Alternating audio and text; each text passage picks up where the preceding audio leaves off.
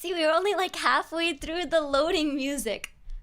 It was only like halfway through the loading music. And everything broke. Hello guys! Wait, I just realized that it's a white background with white font and it looks really wrong. Should I fix it? Can I fix it? Can you guys forgive me while I fix it? How's it going? Sorry my voice is like this. I may have just woken up. I mean, no, I was awake. I've been on and off awake for like the past 3 hours. I'm awake. I'm here. I want to fix this. This background looks really off for some reason to me. Hold on. We can't have that. This is no. I like things looking neat. I like it looking neat. So I shall fix it. Watch. You guys want to see my graphic design is my passion prowess on the spot? Watch. I'm a do it right now. Ha! Did you see that? Clean. I like it. I know my overlays aren't that great. I made them myself though. I'm pretty proud of that. I'm pretty proud of the fact that my overlays are my own. Hold on. I'll fix one last thing really quick. I think everything else looks fine though, right? Like it doesn't look too hard it's not too hard on the eyes, right? Okay, there we go. Okay, close this. Yay! Photoshop done. Fairy power magic! Ohayo! Minasan ohayo! How's everybody doing? Hazel, hello. Jerry, hello. Dairo, hello. Lawrence, hello. Smunk, hello. I'm here. Sorry, guys. I pressed the live button, but it wasn't going live. Like, YouTube just kept giving me, like, the loading swirly.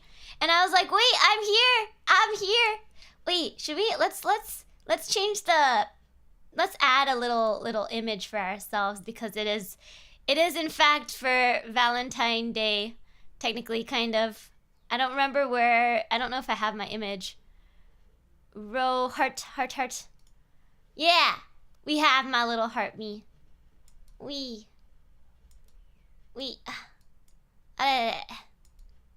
Yeah, little hearts. Let's make it a little smaller, so it's not too in the way. How do I want to do this? Like this, and then make this one a little smaller too.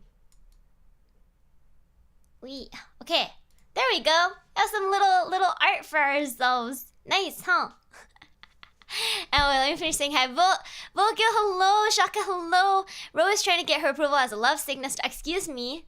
I already have approval. I am already the best love sickness doctor in existence. Hi, how you? Oh, that was me. I'm reading my own comment out. Whoops. Hi, Rochi. Hi, Jury. Hi, Tamoas. How are you? I hope you get a lot of choco this Valentine. Don't worry, I bought myself a ton of choco. I bought way too much choco. I think that was everybody. Magic, hello. Kai, hello. Enti, hello. Beb, hello. Kirk, hello. I'm doing well. How are you? Okay, I think that's everybody, right? Did I say hi to everyone in my throat? Oh my gosh. Okay, so today is a very special stream. It's a very special stream. I've been looking forward to doing a stream like this for a long time. Because as you may or may not know, I am in fact a very, very intelligent, very smart fairy. I know a lot about the world. I come from fairy world. Fairy world is very advanced, but I have learned a lot about humans. And though I am not a human myself, I think I can I know, I am confident I can give you guys good advice for life and for love. Yeah. Do you know what love is in the first place? It is the feelings I have towards Choco. The feelings I hold towards Chalky. That is love. It is love. Yeah. Okay. Yeah. No chocolate restraint. No restraint. It is all joy. Listen, Halloween, Valentine, all they translate to is lots of chalky for me. Yeah. So we'll go through some questions. I actually got a ton of questions, so I'm really excited to go through them. One thing I want to say is, obviously, like, I will, on a little bit of a serious note, I will take your questions seriously and I will answer, or at least I don't know if answer is the right word for how I like to give advice, but like I will interact with your questions like wholeheartedly. I do like being fun on stream. We will have fun, but I also want to say I will take your questions seriously. So please don't be afraid of asking, obviously, questions that are appropriate for the stream, but like asking questions. And I will do my bestest to give you the most wisdomest fairy answer. Wisdomest is a word. Look it up in your dictionary. Actually, no, it's not going to be in human dictionary. It's going to be fairy dictionary. I am drinking the water. Cassian, hello. Welcome. Okay, are we ready? So the first question I got, I shall paste it here. It was this question. Do you know who asked me this question? Arctic Wolf asked me this question. Arctic was like, before you respond to the questions, I just want to know whether you actually have experience in dating. The thing is here is that I have life experience, which includes many dates with my physics textbook late at night because I spent hours. No, I'm kidding. I'm not. The thing is, the wisdom knows no bounds, and I don't want to limit it with thoughts like, have you dated and have you experienced this and that and the have you press X3 14 times, okay? X. Oh, are you what?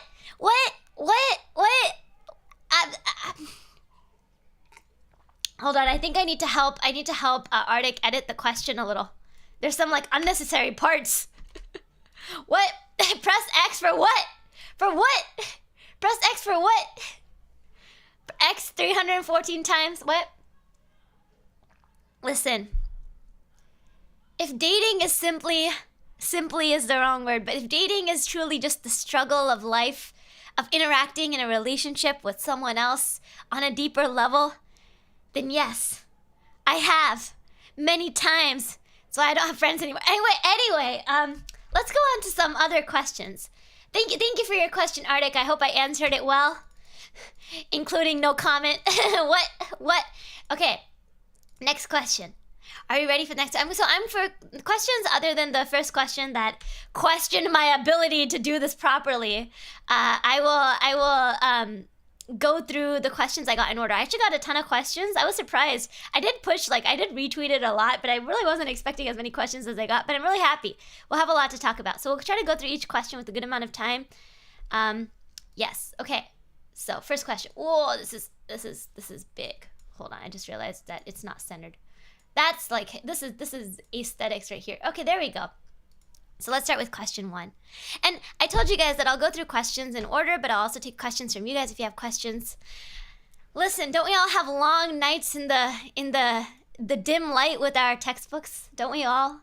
Actually, I can tell you guys a really funny story. So in college that I'm going to, actually, I used to go to a different college before the one I went to here. But my old college, in the first year classes, everybody, like a lot of people had to take chemistry. Like chemistry was this class that was used for pretty much all of the STEM majors.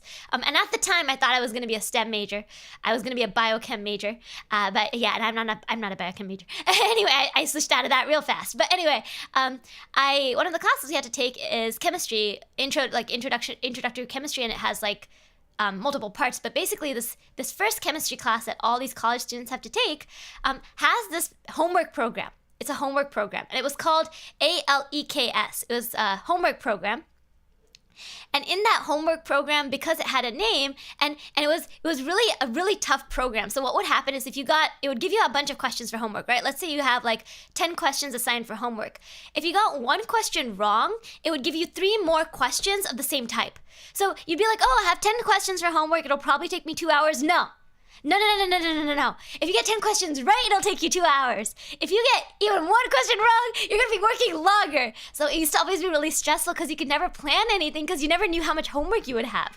So someone's raging in anger at how much homework we anyway. So we used to always joke, no guys, I can't go out today. I can't make plans because I have a date with Alex.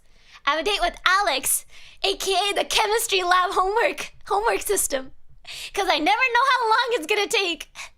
So that was our story about Alex. So Alex, Aleks, Alex brings back memories. So, the endless hours I spent with Alex, the times I cried in front of Alex, the times I raged in front of Alex and threatened to throw my laptop out the window, but I couldn't afford to do that, so I didn't. That's like Mimic, Treasure Chest Monster, answer the question wrong, you get 3 more to yeah! So if you have 10 questions, you would get like multiple, it would be like exponentially increasing because you kept getting them wrong.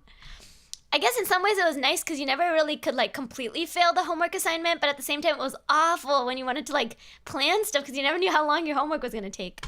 So yeah, that was, so if you ever hear someone say, yeah, I got a date with Alex, you should ask them if it's Alex or a chemistry program. Okay, wait, hold on, my background was running the whole time. I didn't have it on. Okay, let's restart it. Okay, so let's talk about the question we have here. So, if you guys gave me your name, unless you don't want me to share your name, I won't share your name. I'll just not share your name. It's nice for me to see it from my side, but I won't share your name, so you can maintain your anonymity. Okay, so this question was the first question I got, and it says, multiple friends in my friend group asked me out recently. Someone's popular. Wouldn't know how that felt. Anyway, I rejected them, but they insisted on staying friends, so that's what I did. I'm worried that I might be leading them on though, since they still seem like they want to get closer to me via physical contact and whatnot. I just don't want them to start disliking each other because of me, so what should I do before it comes to that? This is a difficult question. So clearly you're someone that people really enjoy spending time with. So that's really cool. That's really nice. That's nice to hear. But sometimes I think it's really important to set boundaries for yourself and for your friendships. And they don't have to be things that you do in a mean way, right? You don't have to be like, I don't want to hang out with you guys. I hate you all. No, you don't have to say that. You can just be honest too. I don't think it hurts to let people, your friends know that, first and foremost, what you're looking for is friendship and that you care about that. And then asking them what they're looking for and to be honest about it, right? Like they're like, okay, we're fine with being friends, but what if they're hoping for more? What if they're hoping for more? Are you okay with that? Are they okay with knowing that you're really sure about not changing your mind? Sometimes having a little bit of distance doesn't hurt, but I'm not the kind of person that thinks that just because you reject someone or someone rejects you, you can't stay friends. I know that everybody feels that way, and sometimes it's really awkward, but depending on like where you started before someone confessed, I think it's really important to communicate what you're looking for and to understand what they're looking for. And that's really important. And also doing it together, like discussing together, like saying, I don't want our friendship to be awkward with me and you guys, right? So what can we do to ensure that that doesn't happen? It's a really generic answer, I know, but I think like in this one, the simplest thing is your worries are things that I think is completely legitimate to share with them. And if you feel like, you're not comfortable with the physical contact, that's completely okay to say, right? You can just say, hey, I'm a little worried about this. I'm not really comfortable with this. I hope you understand. That's really, really important. I think the foundation of everything. Okay, listen, guys.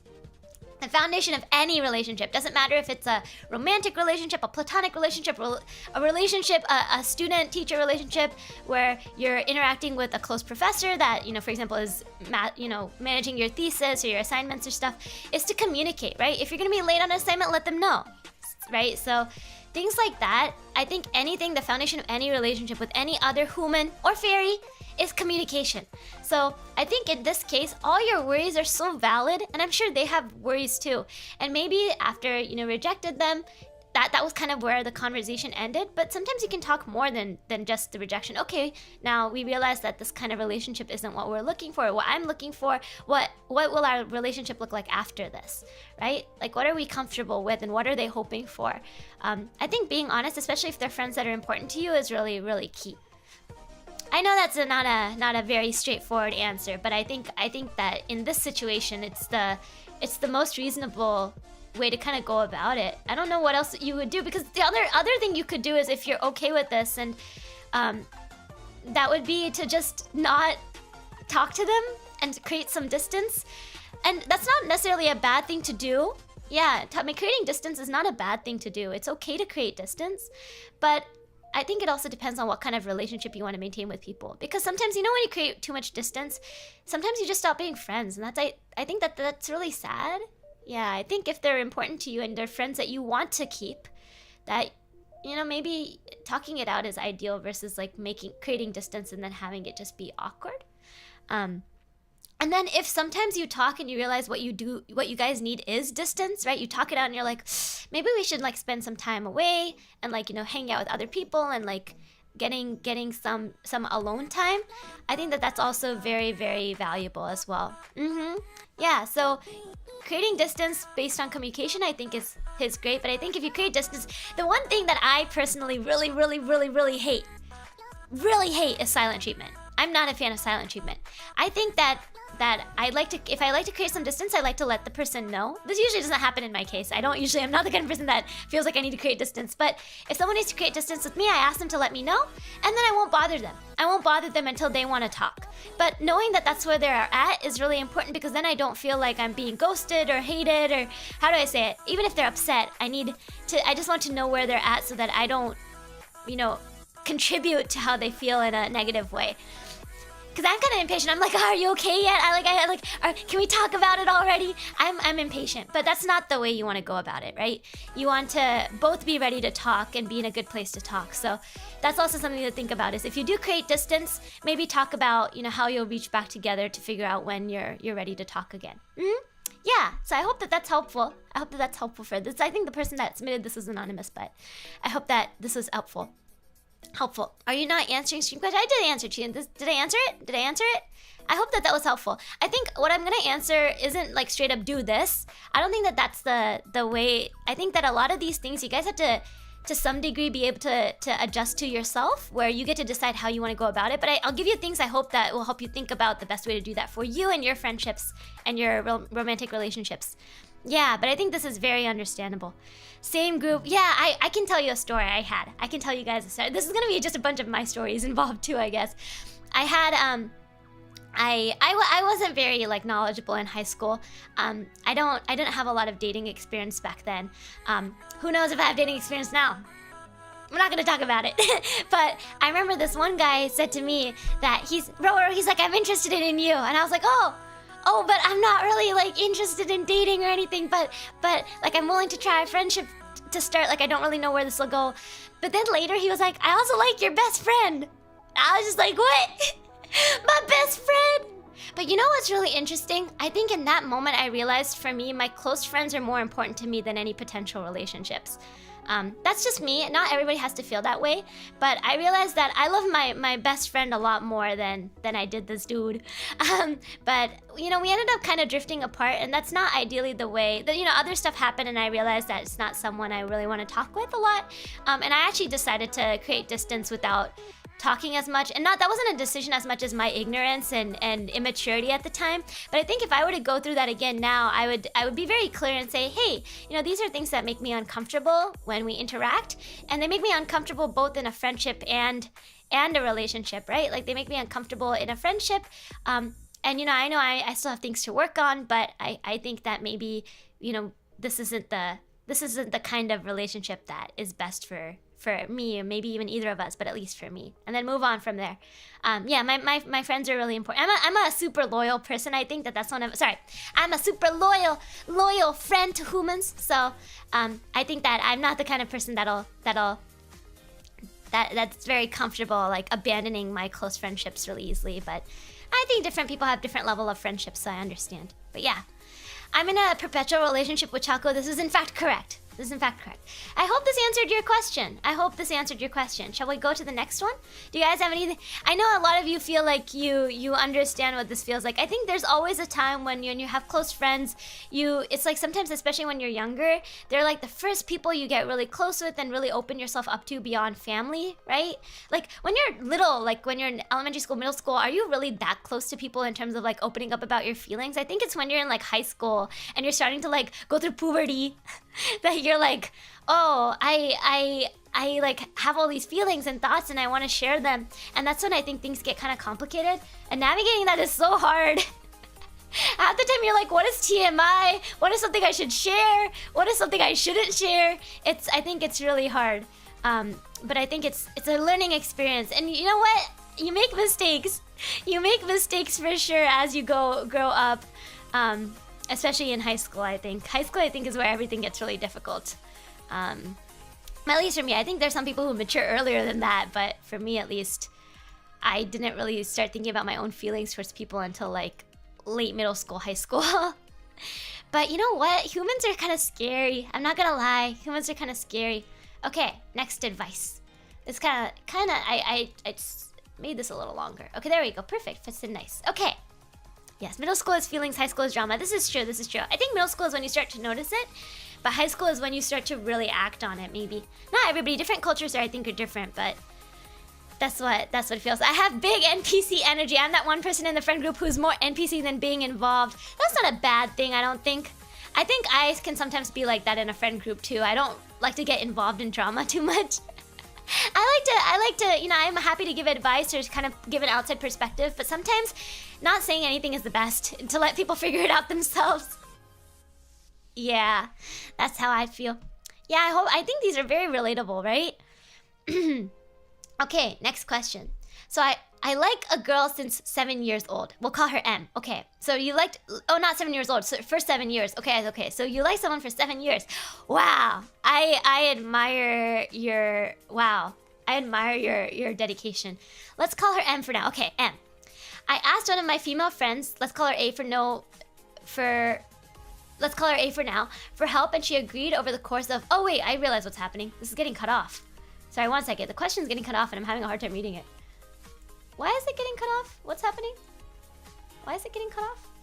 It's like blurring. Oh, well, that's fine. We'll figure it out. Okay, so let me reread.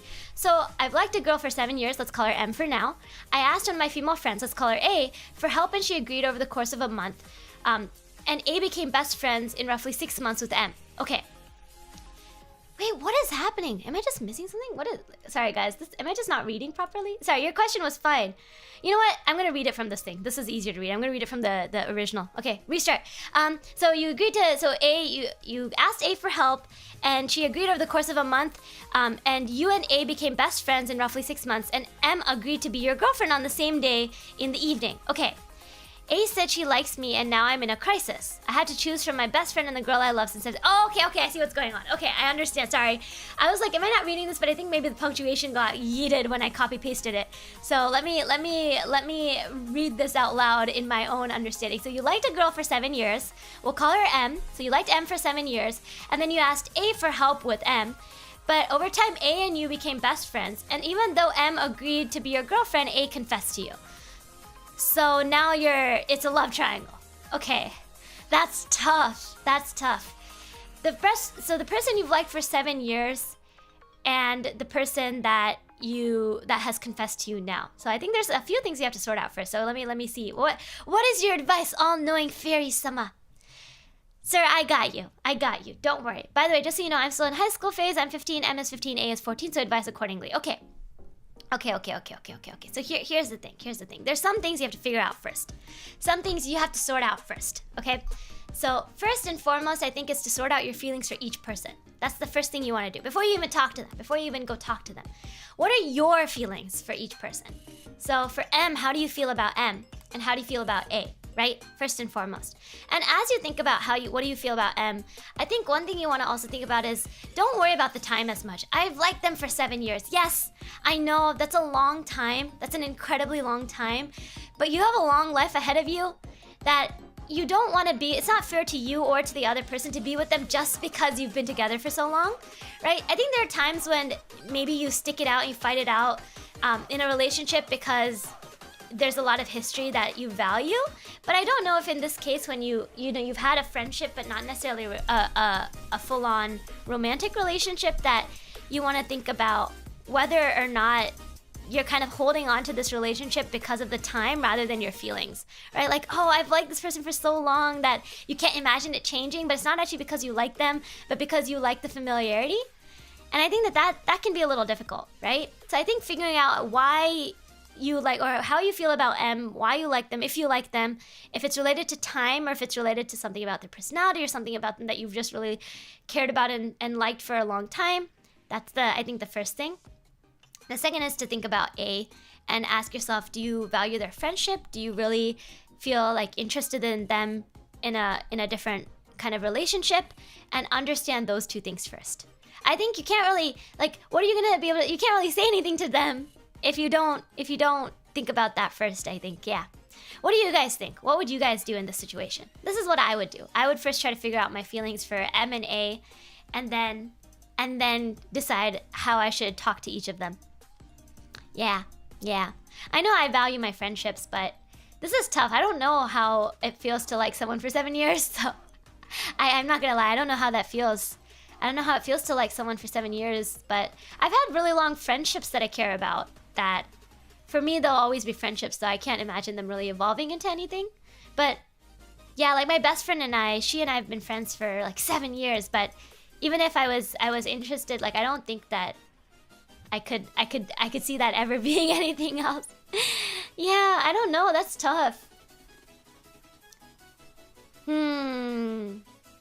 Yeah. And I kind of wish I could just say, you know, it would be nice if time could pass and you could see how it just plays out, but that's not easy when there's like so many people's feelings involved and there's already been confessions. It's not like kind of like you guys kind of are feeling the air and you know you like each other, but there's no confession yet. Like, it's not like that. It's like someone's already told you how they feel. Someone else has already told you how they feel.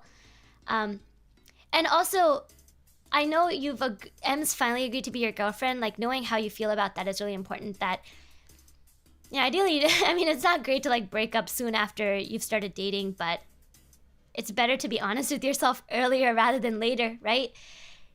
Never double dating. Yeah, I'm not into NTR. I'm not into that stuff. No. If I was in a relationship, guys, like I can put up with a lot, but yeah, cheating isn't one of them. That like for me, like I have no tolerance for that. Gotta value yourself and value the other person. So no. I won't. I'm not. If that's the advice you want to hear from me, I'm sorry. You're not gonna get it. Yeah. Oh, I'm sorry, Auntie, that you went with that. But that sucks. But whack yourself, wake up, and realize it was just a dream, man. I hope it's not. But yes, what Jury is saying, in the end, your feelings matter. You should care. Yeah, of course you care about your friends, how you feel. Like, you can't care about your friends' feelings as much until you know what your own feelings are. And then you want to understand your own feelings and like, okay, now this is how I feel. What is the best way for me to share how I feel with my friends and make sure, you don't want to hurt them either. But you can always be honest without hurting people too. Like, I mean, not all the time, but the way you share how you feel, like the word choice, the way you share it is really important too. Yes, unless consensual, do not. Absolutely, yes. There are all sorts of relationships in the world that have to do more than one person and one other person. So, yes. For me, I'm talking about like non-consensual, like someone who doesn't tell me and then goes chills, and I'm like, what? No.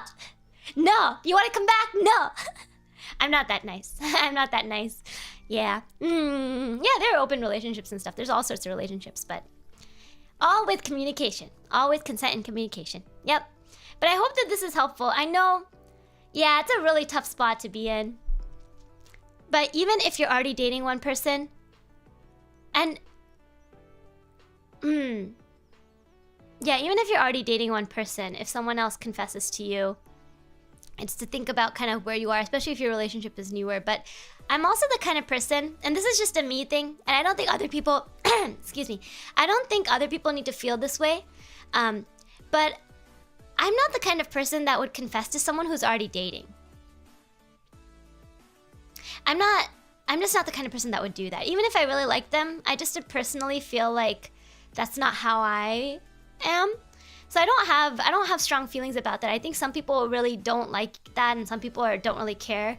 And some people feel like, oh, if it's like a girlfriend, it's not like a newer girlfriend, it's maybe okay versus like someone you've been dating for a long time or someone you're married to if you get married. Like, those are things that are, I think, different.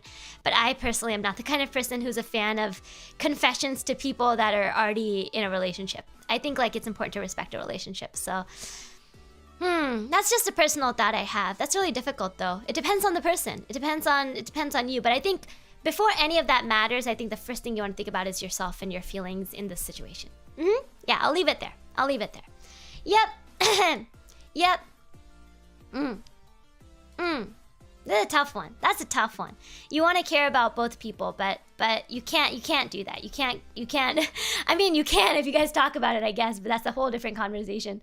But yeah, that's really tough. That's really tough. Broken the news yet, not enough context. Exactly. Yeah, you might not have told exactly. You might not have told the best friend that you're dating your girlfriend. So I think the first, but even before all of that, even before you tell them, right, you want to, at this point, figure out what you want and then talk to them. But, hi, Ro, quite an interesting stream concept, I must say. Thank you, Gujan. I mean, I hope that's a compliment. But yeah, I think I have friends that come to me a lot for advice about things. So I think that, I mean, I think I do like to give advice. But when I give advice, my style of giving advice isn't to actually tell you what to do. It's to help you think through it, because I feel like that's what helps me most, is when someone helps me think through my problem, like gives me things to think about rather than like, you should do this, because I think what they would do in the same situation is maybe different from what I would do or what I need to do, and I don't know if I have the right advice. So giving you the right advice is really hard, but what I can do is give you things to think about that help you kind of get to the right answer for you more easily. That's what I'm going to try to do today. Yeah. Okay. I've closed off on my emotions for a lengthy amount of time, and I want to feel being infatuated towards a significant other once more, and yet I cannot seem to be infatuated anymore. I beseech thee, O great sage of romance, how can this poor soul of yonder ever feel the joys of being in love once again? Okay, you give me a very difficult philosophical question to battle with, kind soul. Okay, so I think this is an interesting one. When you haven't been in a relationship for a long time or been interested in people for a long time, like what do you do? I think there's a couple of things here. The first is, are you okay with just, I mean, it seems like you're not here because it's saying you want to feel being infatuated towards the same significant other once more, and I think that that's really important to know that you want to try that. I think I'm personally the kind of person who is like, okay, just, you know, never really interacting with people in that way. Then some people are like that. But if you are feeling like you want to be interested in people again, that's a really tough one. I wonder what I would do first. I think maybe going out and interacting with people more. And you don't have to look for friendships with like a romantic interest, like, oh, I want to be infatuated with someone, not like that, but getting to know people. And then I think naturally you might find that you like people, certain people more, that you like someone in a different way than just a friendship. That's how I feel like I would go about it. I feel like when people like ask me about like what to do when they haven't really been dating for a long time or haven't really been going out with people for a long time, I say the first thing is to do is to go out. I know that sounds really like atarimae, like of course, but sometimes like the very people that haven't been able to interact with people are people that are so busy, they're busy in their job or they're busy in their home lives or school, that they haven't really interacted with people in a casual setting, like going to a party or going out to like a group that does like hobbies that you share together, like a hiking group if you're into hiking, like going out and interacting with people naturally. Of course, you can do dating apps. I have friends who've used dating apps and had really great success with that. And I think maybe dating app is a perfectly good way about going about it, right? I have friends in long-term relationships that met on apps. But I think that for some people, it's really stressful to go into something thinking this has to be in a romantic context. This could potentially be in a romantic context. Yeah. You can start by just interacting with people and seeing how being in a friendship feels like, right? Like friendships where you talk to each other pretty often, right? Like you know, they don't have to be people you only see during like the hiking trip. You can message them outside of the hiking trip, and that's how you interact with people more, and that can generally progress into something different over time. Not everybody. Sometimes all you do is end up with some fantastic friendships, but sometimes you end up meeting the right person, right? I think that's really good. When you say I cannot seem to be infatuated anymore, I'm not really sure exactly in what context. If that means like you feel like you're just not really interested in people as much recently, there could be a lot of different reasons for that. Maybe you're just not someone who's really romantically interested in people, and I think that that's perfectly okay, right? There's a lot of different people in the world, and I think that sometimes we think every human is a person, is someone that wants to be in a romantic relationship one day, but not everybody does, right?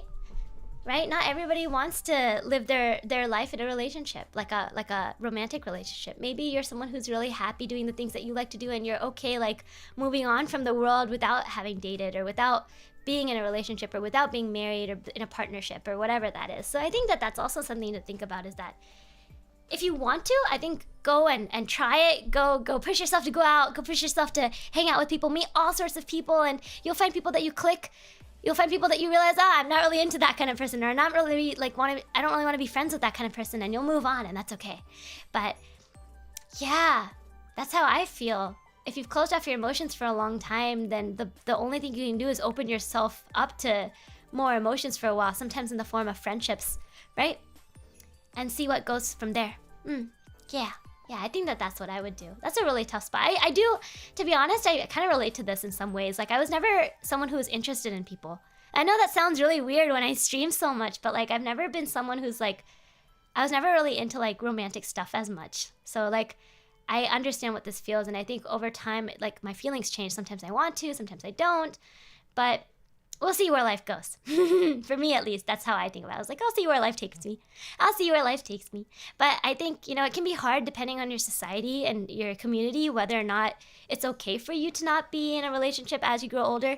But those are tough battles to face. But I think figuring out what you're okay with first is really important. And one of my close friends is pretty confident that she never wants to marry. She never wants to be in a partnership, and that was a really tough conversation she had to have with her family. It was a really tough conversation. I remember she was really frustrated with it, but it's a tough conversation she had to have with her family. And sometimes that's also something to think about, is understanding yourself better. Yeah. That's what joys of being in love again. Yes, the joys of friendship, of love, for sure. I think it all starts by interacting and meeting people. And meeting people that you're not used to meeting. Not your coworkers that you see every day. I mean, not that that's bad either, but meeting people that you maybe don't usually meet, getting to meet people outside of your own circle of friends, and starting there. Yeah. Go outside and touch grass, not in such a mean way. Not as that. I'm sure a lot of people go outside a lot. I mean, in like maybe they don't get a chance to interact with people outside of the people they already interact with on a daily basis. And that can be really like, I'm not interested in my coworkers. What? Like that feeling? Okay, wait, can I ask for advice? Ray, you can ask for advice. All these people saying, like, the situation from the last question looks like Nisekoi. Nisekoi. And for this one, right here, I feel like he infatuated in a vague way. Maybe in general, like, wanting to be in good company. Yeah, that's what I think, Lawrence. I wonder if being infatuated is being in good company, being in, like, a relationship that gives you a lot of joy and a lot to think about and is very challenging in a positive way, like, where it like urges you to grow. I think that relationship only will come with getting outside your comfort zone. Yeah, it's really hard. I want to break my routine. What are you talking about? I have a system. But that's exactly what you gotta do. Yeah, it's really hard though. Andre, I love you so much. Well, thank you. I think that's a tough one. I don't know if that helps. Who asked me this question? Let me see. Yeah, I hope that this helps you. Go out and socialize. I hope that this helps you, the person who asked me this. I see their name, but I won't like eat people's names, so don't worry. But I hope this helps. If you still have questions, feel free to ask them here or message them generally. And if I catch them, I'll try to answer. But maybe you could also try to understand why you closed your emotion for so long. Exactly, Jury. Like, why is it... Sorry, I'm rubbing my eye and I look like I'm glaring. No. Yeah, like, why you've been closed off. Did something happen? And figuring out how you feel. But I think it's also really important to see, like, how you feel now versus how you felt before and to adjust accordingly. Yeah. You've been closed off for a long time. Was that on purpose? Was that by accident? Was that because of something that happened that changed how you feel? Yeah. That's a tough one. But not being in a social relationship for a long time, whether that's friendships or especially with COVID when people have been kind of away from other people for a long time, suddenly it's sometimes like, what do I do to make friends again? Like, what do I do to go out and hang out with people again? Yeah, it's very difficult. Love advice and social advice. I think social advice and love advice go hand in hand. I'll take a quick question from the audience that you just asked me. Here, let me make this look neat. Okay. So, what if you've liked someone? Ray asked this just now. What if you've liked someone for a long time and they don't? How do you propose we get over that? Yes. Yes. Classic question, classic. I understand. If you like someone and they don't like you back, you can't do anything about that. Like, you can't, I mean, obviously you can ask them if there's some way that maybe they'd be I mean, I don't know how I feel about this. This is something that I've seen people do, is ask them if there's something that you can do to have them get to know you better, right? But I also think that there is something to be said about stepping back from those things, right? If someone's not interested in you, stepping away for a bit and moving on with your life is gonna make you happier. And maybe, you know, they'll come around, but maybe they also feel like they want to move on with their life too in a different way, right? Not everybody's for everybody else. So with that in mind, getting over someone is hard, but I think it's really going back to doing the things you enjoy that have nothing to do with them. So for example, let's say you love reading books, go read a bunch of books. If you like, I don't know, playing foosball, go play foosball, go hang out with other friends. Enjoy your time away from that person, right? Enjoy your time. Come to love your time away from that person. So if there's someone that you spend all your time with, you're really close to them, and I know how this feels, like people that I was really close to, sometimes even in friendships, right? People I was really close to, and suddenly like our friendships weren't really going the right way. And it's not just drifting apart, but just kind of not going the right way, or feeling like they don't really, you know, they're not really valuing the friendship, and realizing that makes you really sad and really upset. But you can't force other people's feelings. You can't really do that. I mean, you can try, but I think it's gonna just leave you unhappy in the long run. It's gonna leave both of you unhappy in the long run. So I think that in that situation, what really helped me is to kind of do my own thing and to really concentrate on doing my own thing and loving it. So for me, like, this happened to me like several years ago. I want to say 7 or 8 years ago, 9 years ago, 8-9 years ago. And like what I found was that I just came to love my time away from that person, right? I didn't actually confess. Sorry, my eye is so itchy. What is happening? It's the heat. It's the weird heat outside. Anyway, this friend that I had was, so I'll tell you a quick story. So I had this person that I was interested in, and they were really, they had broken up with their girlfriend a while ago, but for reasons that weren't really in their control, where neither of them wanted to break up, but they kind of felt like they had to. Think of it as that sort of thing. They felt like they had to break up, not because they wanted to, but because of like kind of what was happening in their lives. They felt like they needed to break up. So they broke up. And I didn't, like, you know, I kind of didn't, I was still like not fully like understanding of my own feelings at the time, but I came to really like this person. But I realized that, you know, obviously they didn't like me, or they didn't really treat me the way I think that someone who cared about me should treat me, ideally, right? How you hope the people that care about you treat you, just like you care and treat well the people that you love and think about. So with that in mind, I was like, this is not for me. And so you know, I realized I needed to step away. So I just went back to doing all the things that I loved doing without that person. And it was hard. It was hard because you think about them a lot. There were tears involved. There was whas involved. And there was a lot of like, am I not good enough? Why does this person not like me? What did I do wrong? Blah, blah, blah, blah, blah. And those aren't bad things to think about. It's not bad to think about like where there are aspects of yourself that you want to improve, right? Things to improve about yourself. But with that in mind, don't beat yourself up about someone not liking you, right? Sometimes think about yourself. There are people that you don't like hate them, but you don't really like them either. They're just like, when I say like them, I mean like on a romantic level. All those people in the world that you're like, oh, they're good people, but like I'm not really interested, right? That doesn't make them a bad person, right? They're still good people. So that doesn't make you a bad person, or like just make you shouldn't feel bad if someone doesn't like you in that case, right? Or I mean, how do I say it? Of course you'll feel bad, but don't take it personally, I think is really important. And to go back to doing the things you love and enjoying your time with yourself. I'm repeating myself a lot here, but I relate a lot. Don't hate, don't like, so they're just meh. I don't think don't hate, don't like meh is the right word. It's more like there are people, like there's so many, even people that I don't really get along with. I've had friends that we're not really friends anymore, and they did something that really hurt my feelings or made me feel really bad.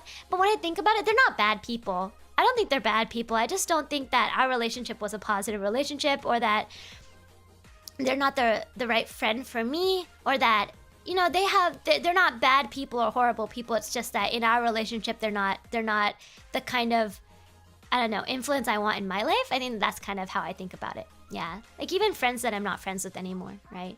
So I think in this case, it's really hard if it's someone that you like confess to and they're not really interested in you. Okay, I think there's another thing I need to ask is, do you want to stay friends with them? You can still stay friends with them, but also, again, come to love the things that you like on your own. And creating a little bit of distance after just letting them know, hey, like, you know, I appreciate you being honest with me about not being interested in me. I need a little bit of time to kind of get over my feelings. So I hope you understand that I'll be a little away for a bit. You know, I still really want to stay friends, still value our friendship, but I just need a little bit of time to, you know, some time to get over all of this. So I hope you understand that I'll be a little bit MIA for a while. Just let them know. Just let them know. And go do your own thing. Go do your own thing. Take your own time. Love yourself. And then you can continue your friendship. Yeah, you can be like, hey, you know, hi. Especially if they value your friendship, they'll completely understand. If they value your friendship, I think they'll understand that you need some time to get over them. Yeah, Ro, how can I get my question to you? Well, there's a Google form, so you can use the form if you'd like, or you can put it here, and I might catch it here, but I might not because I have other questions to answer first. But yes, you can put it there. Okay, next question. Yeah, I think the hardest is when you confess and like you take it personally when they don't like you back. But you can't do that, right? For me, in my case, I've never confessed to anybody, but I have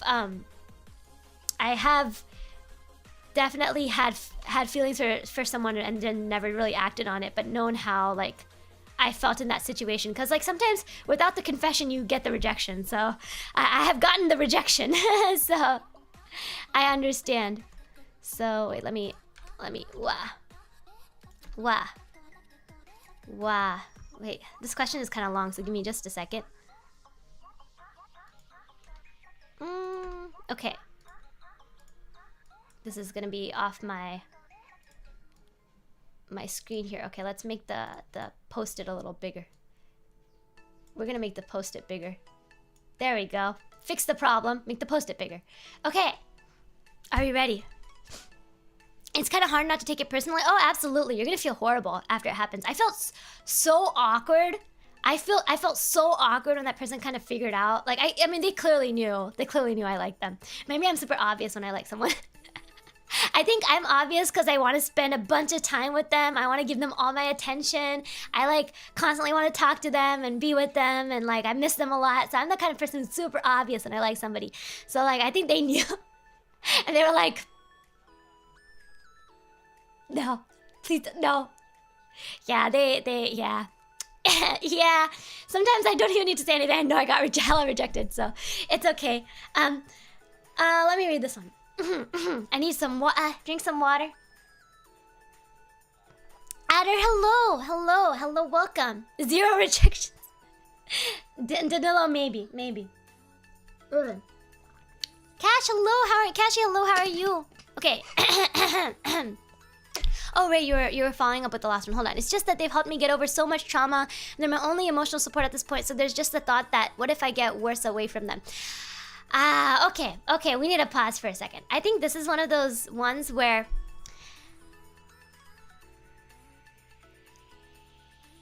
I know this is really hard to say sometimes, but I think that's when you should consider getting professional help. Your friends can always help you. Your friends can always be there for you. At least your good friends will be. But there are things that your friends are probably not equipped to help you with, right? Like if you're really struggling, then a professional is the person who's equipped to help you. They're the ones who are going to help you get better, right? I mean, I can't say that for sure, but that's their job, right? That's what they're trained to do professionally. Right? Your friends sometimes can be there to support you as you're struggling through and working on those things, but they can't be the person that you rely on when it gets to that kind of seriousness, right? And it's okay to admit to yourself that something is really serious and get that help that you need. So I think that's the most I can say for that, is that I think it can also be, think of it this way too. On the other side, being responsible for someone's struggle to a point where you feel like you might not help them in the right way, that you could actually make things worse, is really, really scary. It's really scary to be on the other side of that. And I know how that feels because I've been on the other side of that, of someone who's really struggling with something. And I want to help them. I wish I was that good. I wish that I was a professional that could help them, but I'm not. And I'm scared that something I say or do could make things worse. And in that situation, like that person, like actually my friend ended up talking to their parent and letting them know that they needed to check in. But yeah, it's really tough. Like, I know you care about your friend deeply, and I'm sure they care about you deeply, but there's a point at which that even people who are in relationships already sometimes have to go to professionals to get help because their partner can't help them with certain things. And that's something that, you know, talking to, if you're in school, talking to your school counselor about, talking to your family member about, talking to a professional about health services is really, really important. So I think that's a tough one. Yeah, so Ray, I think, you know, I think this is also a point at which I'm not as equipped to help you with either, right? I think that one, definitely talking to your school counselor is the first person. Talking to your school counselor is the first person if you feel like your family's not who you can talk to. Your school counselor. Talking to a professional that's not in your family. In school, a teacher too.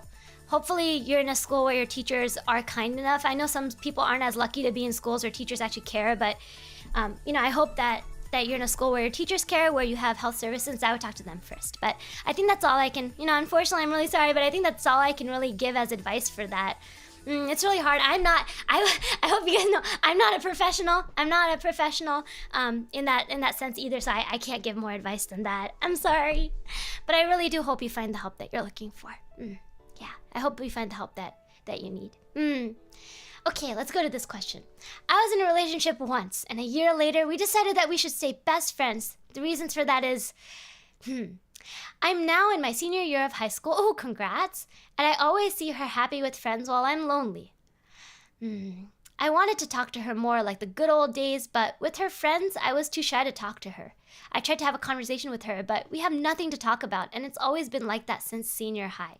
My question is, should I try to talk to her and confess I still like her, or do I find someone else with whom I can be in a relationship? No worries, Ray. I'm always happy to listen. Like I said, there's some topics I can't really handle on stream, as you guys know, but what I can handle, I will do my best to give advice. But with this question, there are questions I think. I saw this one actually when it came in, and I was thinking about it. I was like, Okay, so let's kind of handle this piece by piece. So the first piece right here is, right, this friend that, you know, you decide to stay best friends with, and that now they're kind of having fun with their friends and you're feeling lonely. I think usually, right, and I'm sure you feel this way too, is that you want to see the people that you care about be happy. You want to see that the people that you care about be happy, but that doesn't mean that you can't feel lonely, you feel sad. And this kind of goes back to the last question, the question before the last question that I answered, which was that you got to enjoy your time too. You got to enjoy your time too. If you're feeling lonely, is there other friends that you can talk to? Are there other groups you can go hang out with? Are there other people you can go meet? Other hobbies that you can pick up to fill your time? Because I think this is how I feel, but I don't feel lonely being alone and doing things I love. I feel lonely when I'm feeling like I'm not able to do the things that I enjoy doing, like my hobbies, or like, let's say when I can't stream for a long time because things got really busy and I'm like so busy, I feel kind of like sad and lonely because I haven't gotten a chance to do the things I love. So loneliness can kind of come in different forms. So do you feel lonely because you miss her friendship? In which case, I think it doesn't hurt to say, hey, you miss hanging out and you want to hang out with her. But you said that I tried to have a conversation with her, but we have nothing to talk about. And this is where it kind of relates to the next part that I was thinking about. You want to confess to her, right? But when you talk to her, you have nothing to talk about. So here's my question. Let's say you confess to her and she says, yeah, let's go out. What would you talk about? Right? What would you talk about? You've already tried to talk to her as a friend and you don't really have anything to talk about. I don't think it's gonna get solved if you're in a relationship, right? If you're in a relationship, you still, like, if you have nothing to talk with that person about, right? Forget relationship, like what kind of friendship do you have, right? In the sense of like, maybe it's a nice friendship where you can just spend time with each other without talking to each other. I have some friends like that where we don't talk a ton, but we just enjoy working together or studying together or just going and getting coffee and just like reading our own books together. I have friends like that, but I don't think that that's exactly the kind of friendship you seem to have with this person. I would first think about, you like her, but why? Why do you like her? right? I don't mean that, like, I'm sure she's a person with a lot of great qualities and lots of charm, but why do you like her? Do you miss her company? Because you can still have her company as a friend, but if you do come into a relationship with her and you already struggle to find things to talk about or spend time with her in a positive way, then I don't know if that's going to change much in a relationship.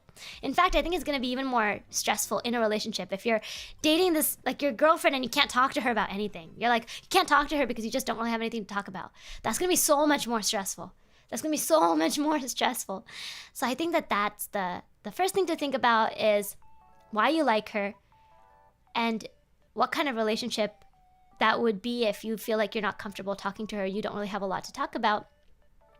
And the other thing is, if you do still want to talk to her, if you still want to have a friendship with her, is to think about what you can do together as friends, right?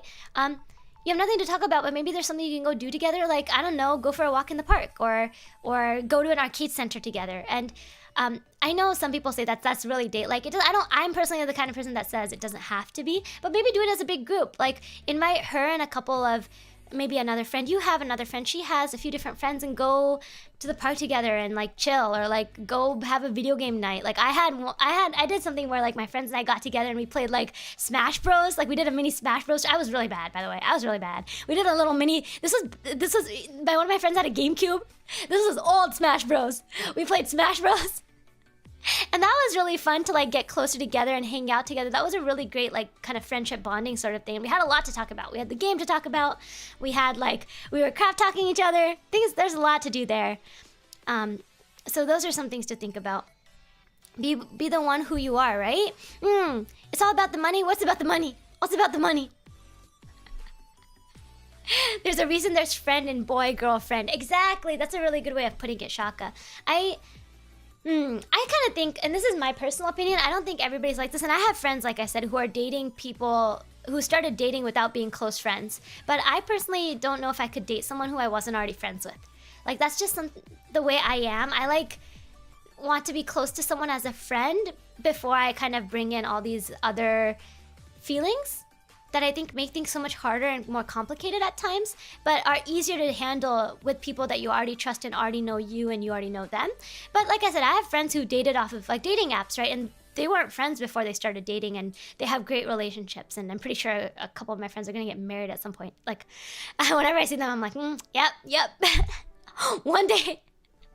But I think that the first is that if you can't really be, in this context, if you can't be friends with them, I'm not sure if you're not going to have a good relationship with them.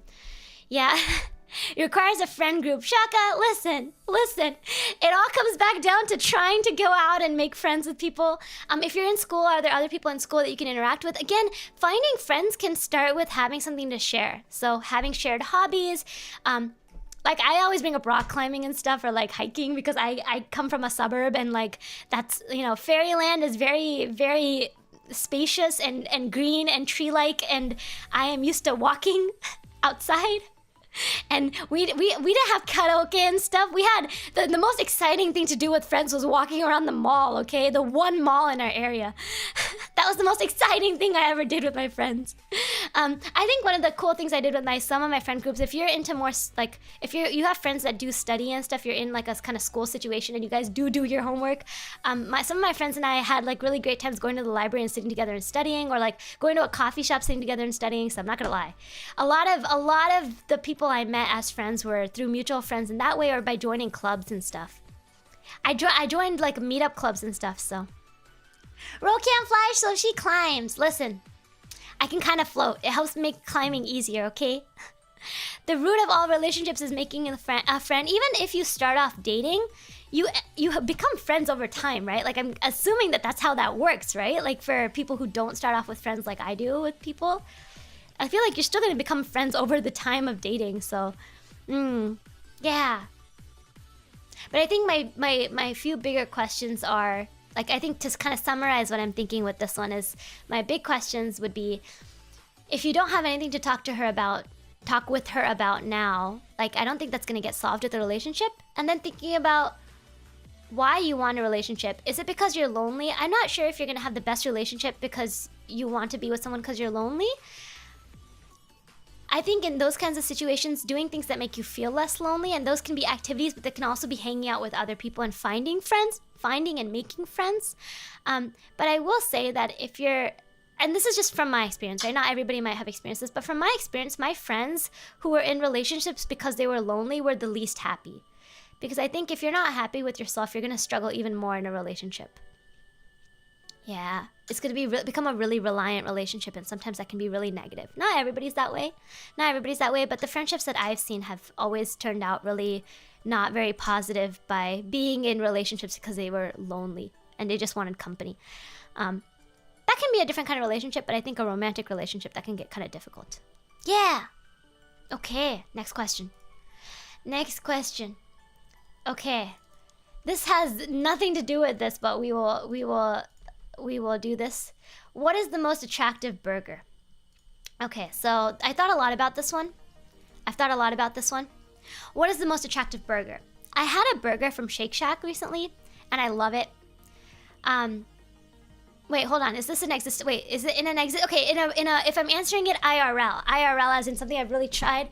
I love the Shake Shack shroom burger, the mushroom burger. It's amazing. It tastes amazing. I'm craving it now. I might go. Oh man, I don't know if there's a Shake Shack near me. I might try to find one. I love that. That's my favorite burger. Most attractive burger, like in terms of like kind of slightly existential. I can imagine like a you know how they have like the cookie pizza?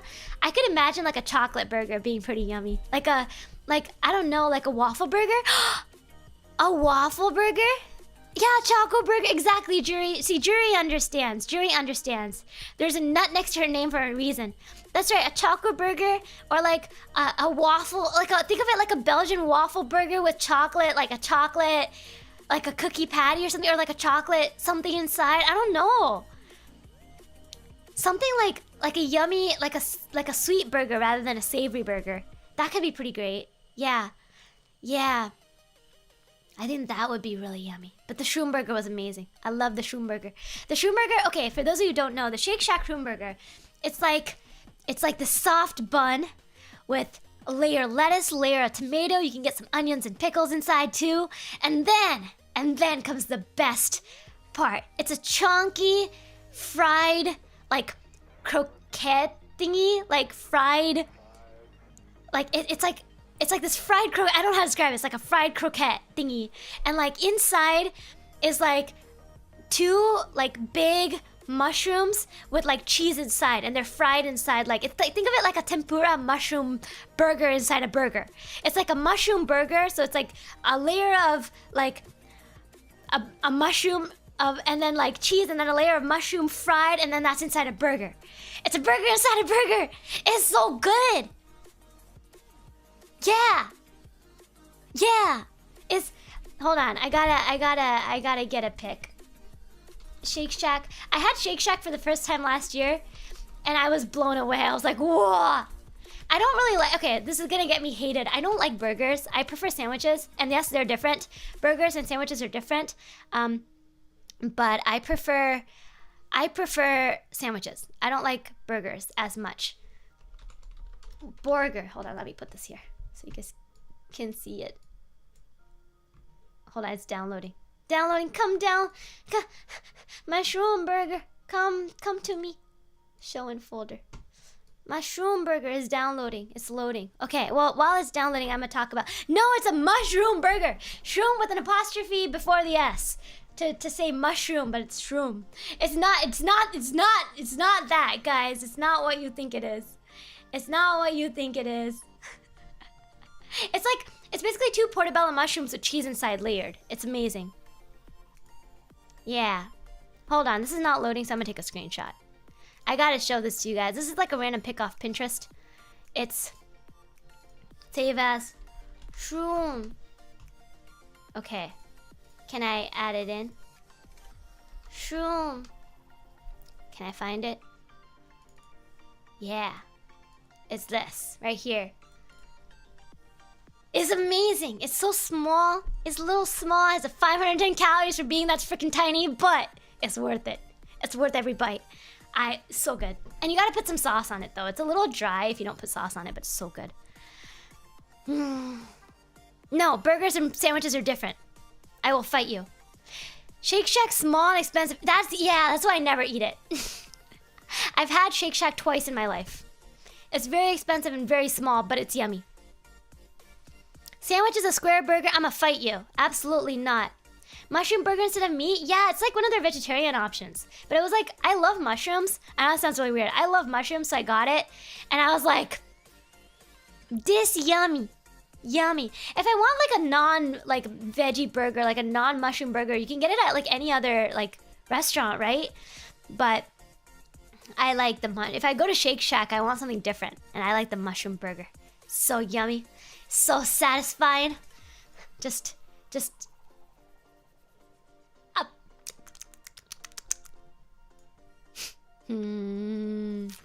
It's so yummy. Okay. I'm sorry. I hope I didn't give anybody motion sickness. We're good. Did my question get to the website? Probably did. I'll go check. Okay, let's go to the next question. Next question. Oh, okay. Next question. I hope that answered your burger question, sir. Okay. Let me pull this up. Okay. This question is a really good question. As usual, you guys have some good questions that make me think. You guys can see it, but there's Choco here. There's Choco here in the payment. You can't see it because I ate it already. That's why it's question marks. It's like, what's there? Because I already ate it. I've never been to Whataburger. Okay, so, oh, great fairy Rochi-sama. Yes, dear one, I shall answer your question. Please bless me with your power. You have been blessed. Look, I shall flap my wings. I shall flap my wings with the strongest of power and bless you. Yeah, okay. I have been out of relationships for almost 8 years now. I think it is time for me to find a loved. Yes, please give me advice on how to start finding that certain someone. Thank you. Here is some Choco as initial payment that I have already consumed. Yes, I shall. I enjoyed your Choco, dear good viewer, dear good listener. I have eaten your Choco. Okay, I think this answer is going to be really similar to what I've already said, but you gotta start with the friendships. I mean, you don't have to. You can start with relationships apps. I know a lot of friends use like Hinge. I think, interestingly enough, my close friend who met her longtime partner met him on Tinder. Yeah. And they have a really good relationship. But I know Tinder is, you know what's funny? Tinder is different in different countries. In some countries it's like a hookup app, but in some countries it's like a relationship app. I think that's so interesting that it changes by country. But I think in the United Statuses of America says it's a hookup app, so I don't know if that's what you want to use, but I heard good things about Hinge. But I personally have never downloaded. No, wait. Let me take that back. I have personally never used a dating app. There we go. Semantics. I've never used a dating app, so I don't know. There's so many different dating apps. I know each country has different dating apps. And there's some that are good and some are bad. But depending on your country, I think it can be thought of as a hookup app or like an actual serious relationship app. So it depends. But that's one thing you can try. But I know I personally am not comfortable doing that. Another thing you can do is you can go and join groups that cater to your interests, like for example the hiking group that I keep mentioning, or a conversation group, or like if you're into drawing, go join a little drawing circle and you'll make friends through that. And sometimes you'll meet someone through that. A party is a good place to meet people if you're comfortable going to a party. Sometimes the hardest thing is that meeting people is easiest in the situations that you go to the most. So for example, work and school is like sometimes the easiest place to meet people, but sometimes it's not exactly where you want to meet. So that's really hard. No, I've never downloaded Tinder. I've never left swipe right, swiped on someone ever in my life. I've never done that. No, never done that. I promise. I'm not lying. I've never downloaded Tinder or Hinge. Or what are the other ones that are in America? Those are the only two that I think I really know. Yeah, I'm not really sure. But that's how I would start, is by starting with friendships. But I will say that that's how I've seen my friends find people, and that's how I've been interested in people in my life. But sometimes people just appear in your life that are good for you. I will say that sometimes it's okay don't, when you say I think it's time for me to find a loved one, like, is that something you want, or is it something that you feel pressured because of time, or is it something that someone else is pressuring you to do, or something that's weighing on you? I think that's also something to think about. I will say, you know how I feel about it. I've already shared. I don't think that you should ever feel pressured. That like it's totally okay to not be interested, and to let things happen as they happen. Like the people I've been interested in my life just happened like that. It wasn't something I searched for, but you know, I was really lucky that it happened that way, and that the people I love in my life came into my life, like even as friends, like without me like going out and searching for them. But sometimes you have, if it's something that you really care about, something that you really want, I think that you have to go out and search for it a tiny bit. And I think searching by starting with friendships can be helpful. But also having things in common as you make those friends can really help be the foundation for a good relationship too. Hiking club sounds good now? Yeah, I like hiking. Going out and experiencing the world together is always fun. But that's how I personally start. But I think that for this one, it's tough. So if you're feeling pressured, I would hope that there's a way for you to not feel pressured. Right? I hope that that's something that you get is a chance to not feel pressured about dating, and it's okay if you haven't dated for a long time or been in a relationship for a long time. It's fine. It's okay. There's still time ahead of you, hopefully, and depending on like some of your life goals. I know this is like a little bit more personal, but I think that for some women, having a bigger family is really important to them, and there sometimes can be a bit of a time crunch on that if you're older. But I don't know if that's the case for most of us watching and viewing right now. But if that is something that, that's a different conversation, I think. But even in that situation, I would say you want to go out and make some friends and start putting yourself out there a bit more. And if being in a relationship is really, really important to you, it's okay to try some dating apps. Or you know what? I've definitely I one time was having just like not a mental breakdown in the sense of like, oh wow, what am I doing with my life sort of thing. But like I remember I joked to my friend who has like a really great, like one of my guy friends who has a great group of friends that I haven't met, and was like, hey, if you know anyone. And he was like, oh, okay, I'll look. And so my friend was like, I'll find people for you, don't worry. I ended up like being like, nah, I'm good. But like that's also completely possible, is letting if you have guy friends or friends in general know, be like, you can, if you're feeling like awkward about it, you can be really casual, be like, hey, you have anybody who would be a good fit for my awesomeness? You could do me, do that. That's possible. That's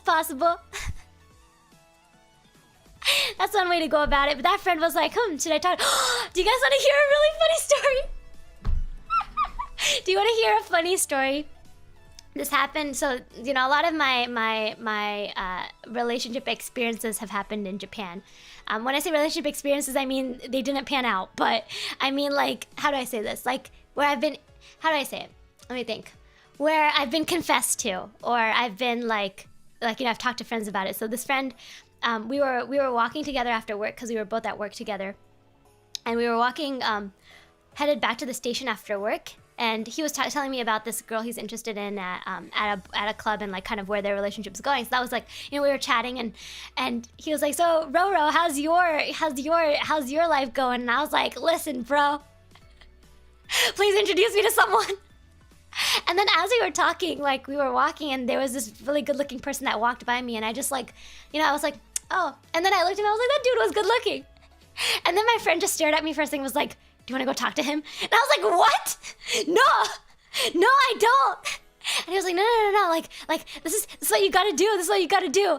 And I won't lie, we were like, I don't get drunk easily. Like I've never been drunk in my life, and I actually hadn't had any drinks. I think I had maybe like half a sip or something. But he actually was kind of tipsy. And he was like, oh, we should just go talk to him. So this dude started running after that other dude.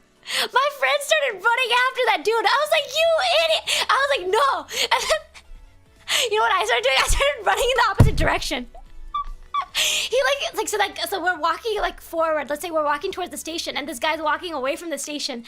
And my friend just starts running after him. And so I start running towards the station. I was like, no. I was like, no. Especially in Japan, guys, you don't randomly talk to strangers in Japan. Like, maybe that's a very Western thing. You talk to random people in America, it's totally normal. But you don't talk to random people in Japan. So, my friend was like, じゃあ話しに行く? And I was like, no! やだよ、もう。いや、それおかしいでしょって。And I was like, no way, that's weird. Why would I do that?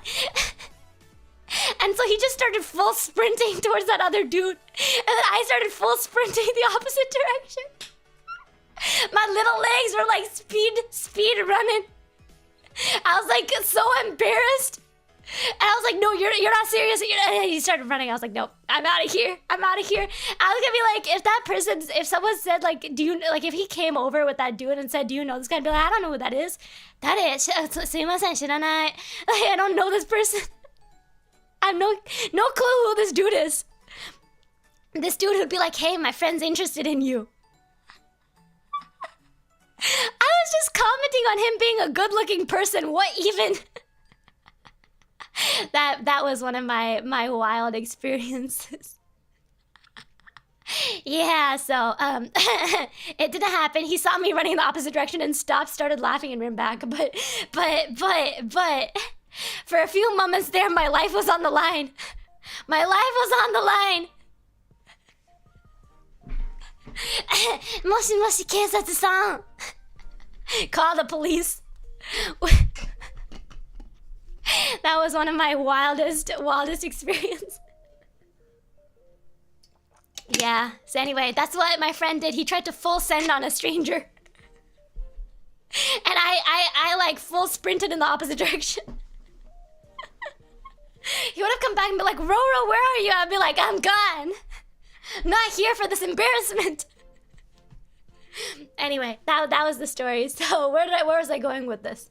Oh yeah, sometimes you'll meet people in random places, but I was gonna say you can also ask if you have friends that know a lot of people that are very social and that you're comfortable talking to, letting them know that like, hey, you know anybody who seems like a good fit? Because I definitely have introduced people to each other, and I've had friends who've introduced other people to each other who ended up in relationships. So sometimes it can happen like that. Or, you can do what my friend did and run after a stranger and be like, hey, I think you look good, wanna go hang out? But that's probably really awkward. I think depending on how you do it, it can be comfortable or uncomfortable. But it can be flattering or really, really creepy and scary to the other person. So it depends on how you do that. But also, like, it's wild because in Japan, we're all wearing masks, right? So it's not even like I could see his face fully. Like, it was just like a part of his face. And I was like, oh, he seems like he has a nice posture, good-looking guy. And this, my friend, like, went ham on that, so... Yeah, that's one way to go about it. But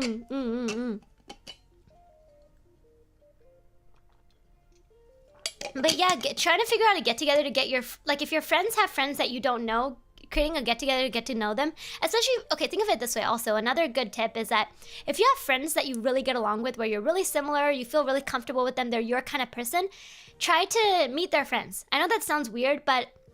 sometimes, like, the people we pick to hang out with us are similar to us, or the people we pick to be friends with often share similarities with us. So if, sometimes, like, you have friends, you're like, I don't know why I'm friends with this person. Those aren't the kind of people you really want to get to, like, know their friends, because they might be less and less like your kind of person.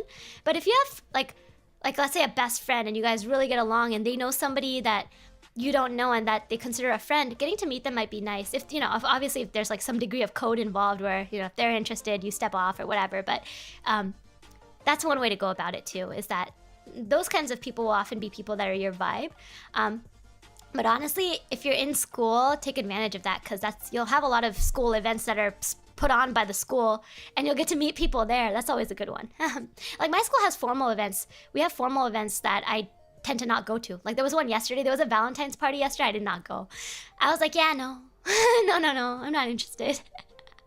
So I didn't even go. But people dress up. It's like really fancy. In my school, they do stuff fancy because it's like a fancy school. So they do fancy stuff. I'm not from a fancy place, so I'm not used to fancy stuff like that. Fairyland is simple. Fairyland is simple. Sometimes the human world is too fancy for Roro. Roro feels out of sorts. Roro's like, I don't belong here. Whoa. But no, it's not that. It's mostly I was just like, I'm not really... I spend a lot of time streaming and stuff, so I think most of the people that I've made friends with, I've made through stream. And I know them. Like, I've met Jay in person. I'm gonna meet Shabir in person at some point. I've met I want to meet Kuma in person, so I want to meet my friends here in person at some point. But for me, like, I'm really happy to have good friends. But yeah, finding people is really hard sometimes. Finding people that you feel comfortable with is really hard. It takes time. Yeah. Listening to this reminds me of that one new friend group I'm in that I made from my Japanese class where half is Hanshish while the other half is Gum. Oh my gosh, dude, I cannot tell you how much I love. I think some of the best people I've met at my school have been in my language class. I'm taking like Japanese to refresh my reading writing, and I absolutely love my class. I love my class. Like, my regular major classes are really like lecture and they're really stiff, but my class in Japanese, everybody's so chill and vibey and interactive, and like, I've made really great friends in that. So I think maybe it's also because I love using Japanese, so that's always there. But I think for the person who asked this question, like, to summarize again, figuring out whether you want to be in a relationship, if that's something you actually want versus you feel like you need to be.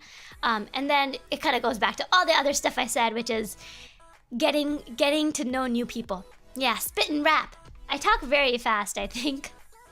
Yeah. Okay. Let's see, next question. Next question. I think I have a lot of questions. We probably need to get through this a little bit faster, so I'll try to do that. Me sharing random stories. Okay. Let me pull this up. Okay. Oh, it's not showing. There we go. Oh. My wing is covering some of it, but that's okay. Okay. Hello, Rochi and everyone. Hello. So I have an online friend that I've been talking to for a while, few years, I believe. Wow, okay. Our relationship currently are like best buds or something like that. And as usual, I end up falling for her. But I'm too afraid to confess my feelings because I don't want to ruin our friendship or relationship as of right now. Should I do it? And how should I do it in the best way possible? Yes. Especially now with COVID, a lot of us have made friends online. A lot of us have gotten to know people online. Okay, so I have a lot of thoughts about this. Let me kind of go in order. So one of the first things I would say is, I think in the long run, usually, not everybody's like this, but I think usually in the long run, any kind of relationship that kind of goes to be longer term, that's like a romantic relationship, even if it's long distance, you would have ideally met the person, right? In person at some point, right? Even if for some reason you need to be long distance temporarily, in the long run, think of whether or not you're someone who believes in marriage or whether or not you want to be a partnership. If you one day want to live with this person, right? One day want to live with them, you're gonna have to be in the same place to some degree. It doesn't have to be right away, it doesn't have to be right now.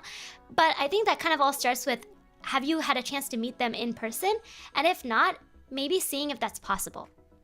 Maybe seeing if it's possible to meet them in person, right? Do it in a public place during the day, so that you're both comfortable. Because, there are creepy people online. I will just put that out there right now.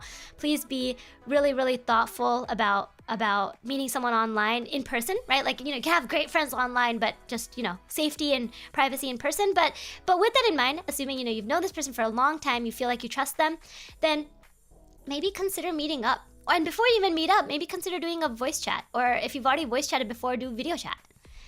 Take the next step to video chat and if you don't feel comfortable video chatting with them, then you definitely probably don't want to meet them in person. And if you don't feel comfortable with either of those, then you probably you probably would not want a relationship, like a proper, like, how do I call it? Like a romantic relationship with them. That's probably not a good idea if you don't feel safe enough to video chat with them. So that's what I was gonna say. That's what I would very much start with, is that right now, you've known each other for a long time online, and that's so normal to have made really great friends online. If you want them to be more than just a friend online, then you gotta start taking like slow steps towards that.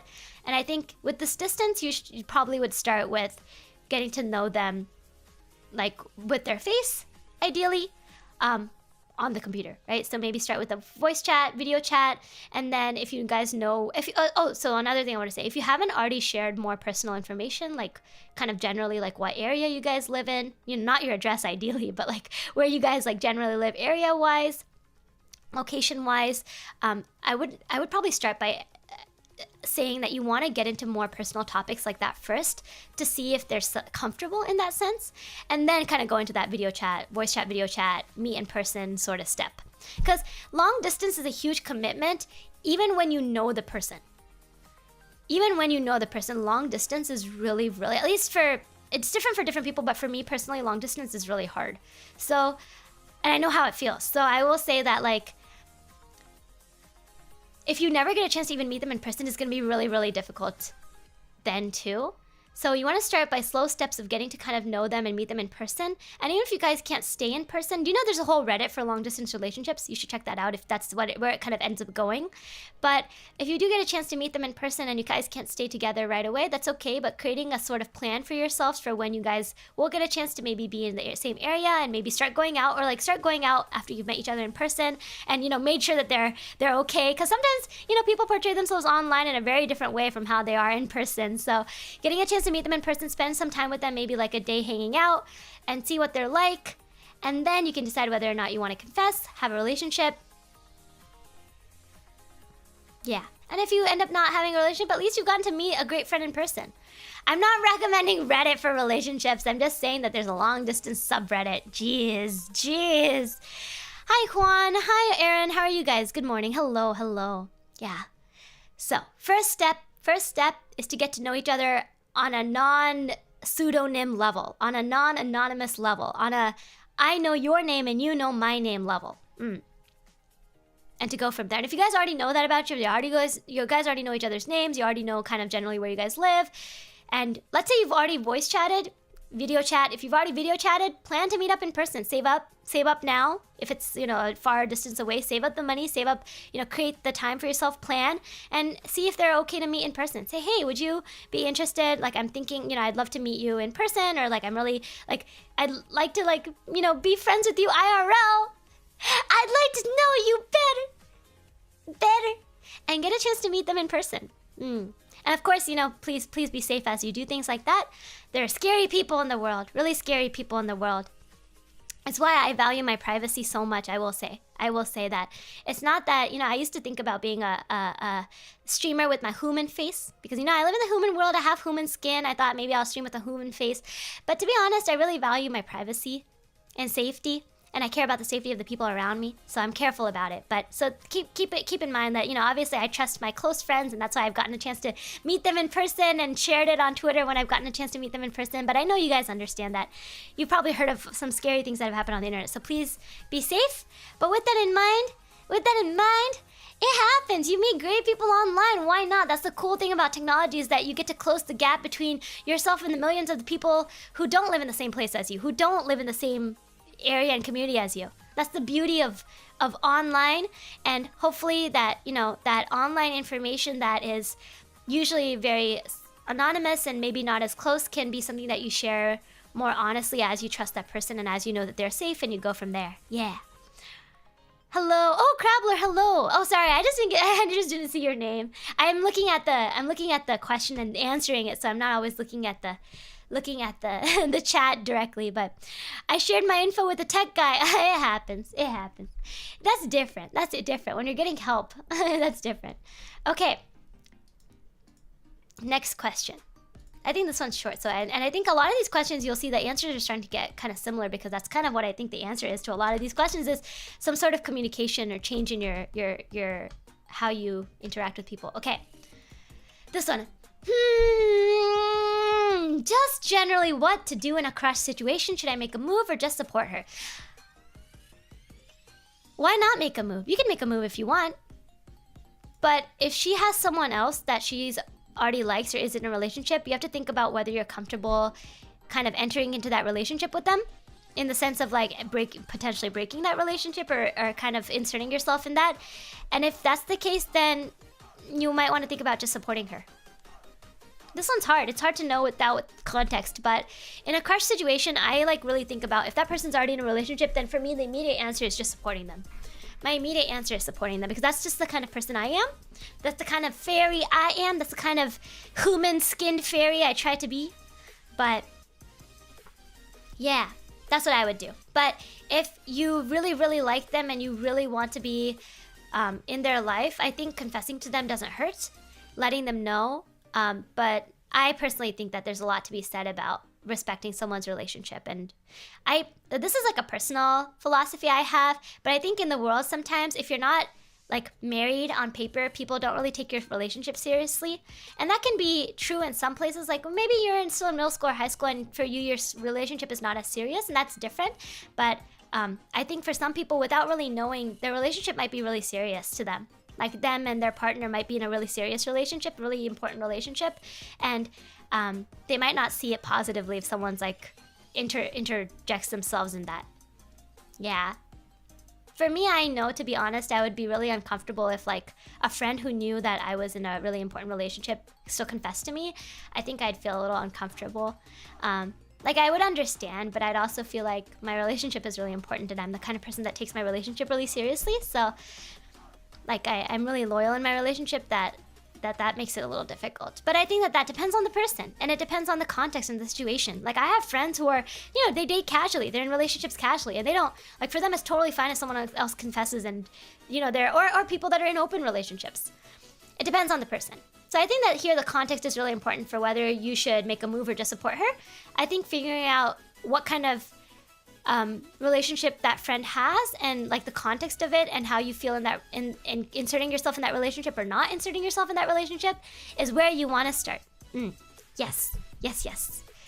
Okay, I hope that I answered that okay. Next question. Oh, this one I read and I was like, I had so many thoughts on this one. Okay, yeah, this. Okay. Yeah, Lauren is like, hey, this may be awkward, but I just want to let you know I like you a lot. Yeah, it can be awkward, but yeah, you got to decide what you want to do first. Okay, with this question, I have a lot of thoughts. I have so many thoughts. I have a bajillion thoughts. Okay, my girlfriend blocked me a week ago without saying anything. She did this last year too. We have a long-distance relationship and never met in real life, yet I don't know what I should do. I still love her. Okay, I'm so sorry that you're going through this. So there's a lot to unpack here. The first is, did something happen that made her block you? And I'm not saying that it's something you did or something she did, like something happened in your relationship that led to someone blocking. So that's the first thing. The second is that once you evaluate that, if it was something that was so bad, and this is gonna sound mean, okay, but if it's something so bad that anyone would have blocked you in that situation, that's something to like think about and move on, like evaluate and then realize that we gotta be better people, better fairies, better humans, right?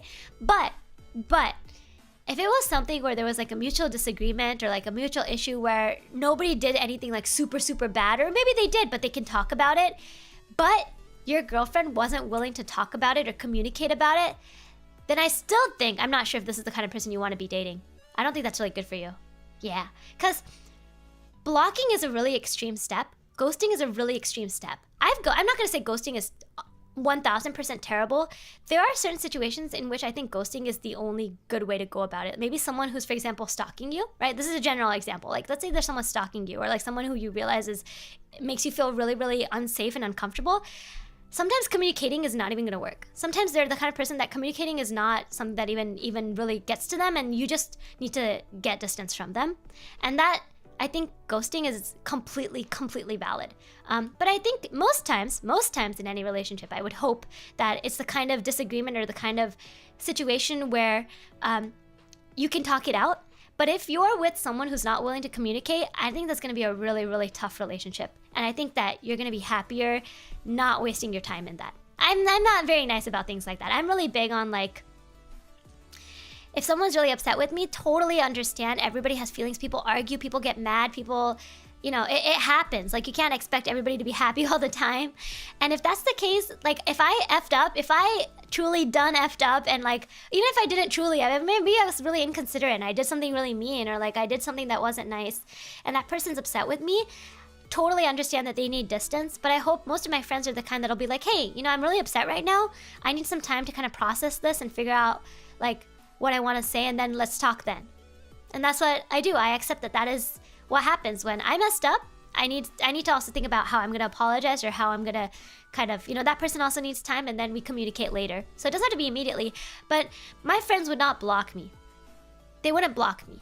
And that's really important, I think. Even my people I've been interested in, I don't think any of them would straight up block me. I think if you're getting straight up blocked, that person doesn't care about your feelings or how that lack of communication impacts you.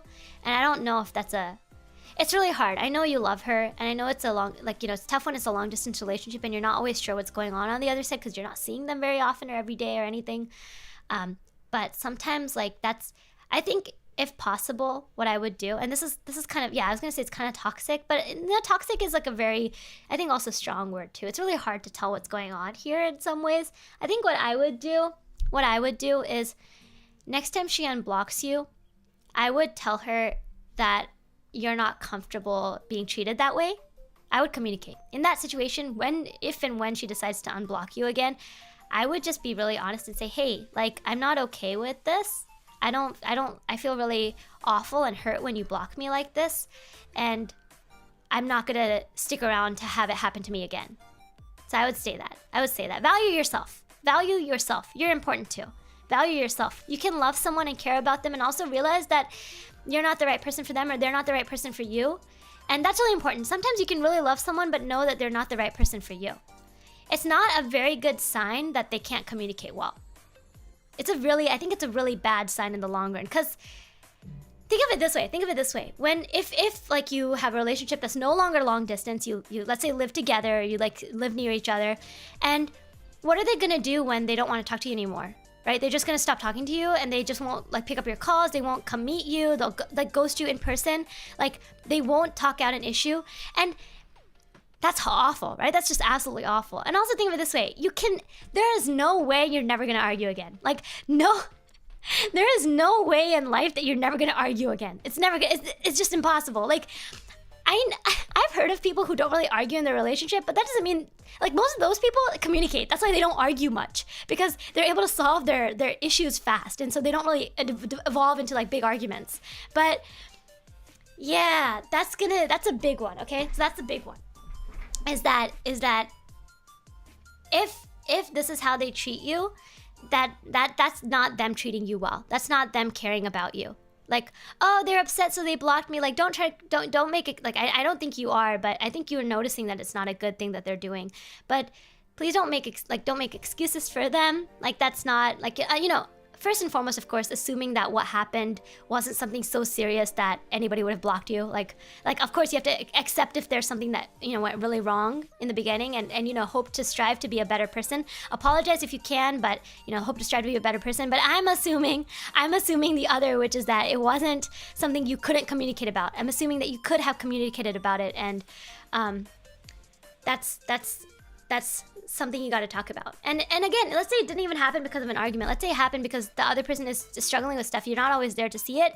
You should still communicate that. Say, hey, I'm here for you, but it feels like I can't. It's not healthy for either of us if we can't communicate. And sometimes maybe you don't want to communicate immediately and you just need time to do things on your own. I understand, but please let me know. Please don't block me.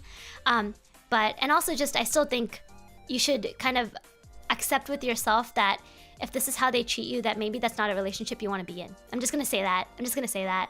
That talk to them if you can. Talk to them once. Let them know how this makes you feel.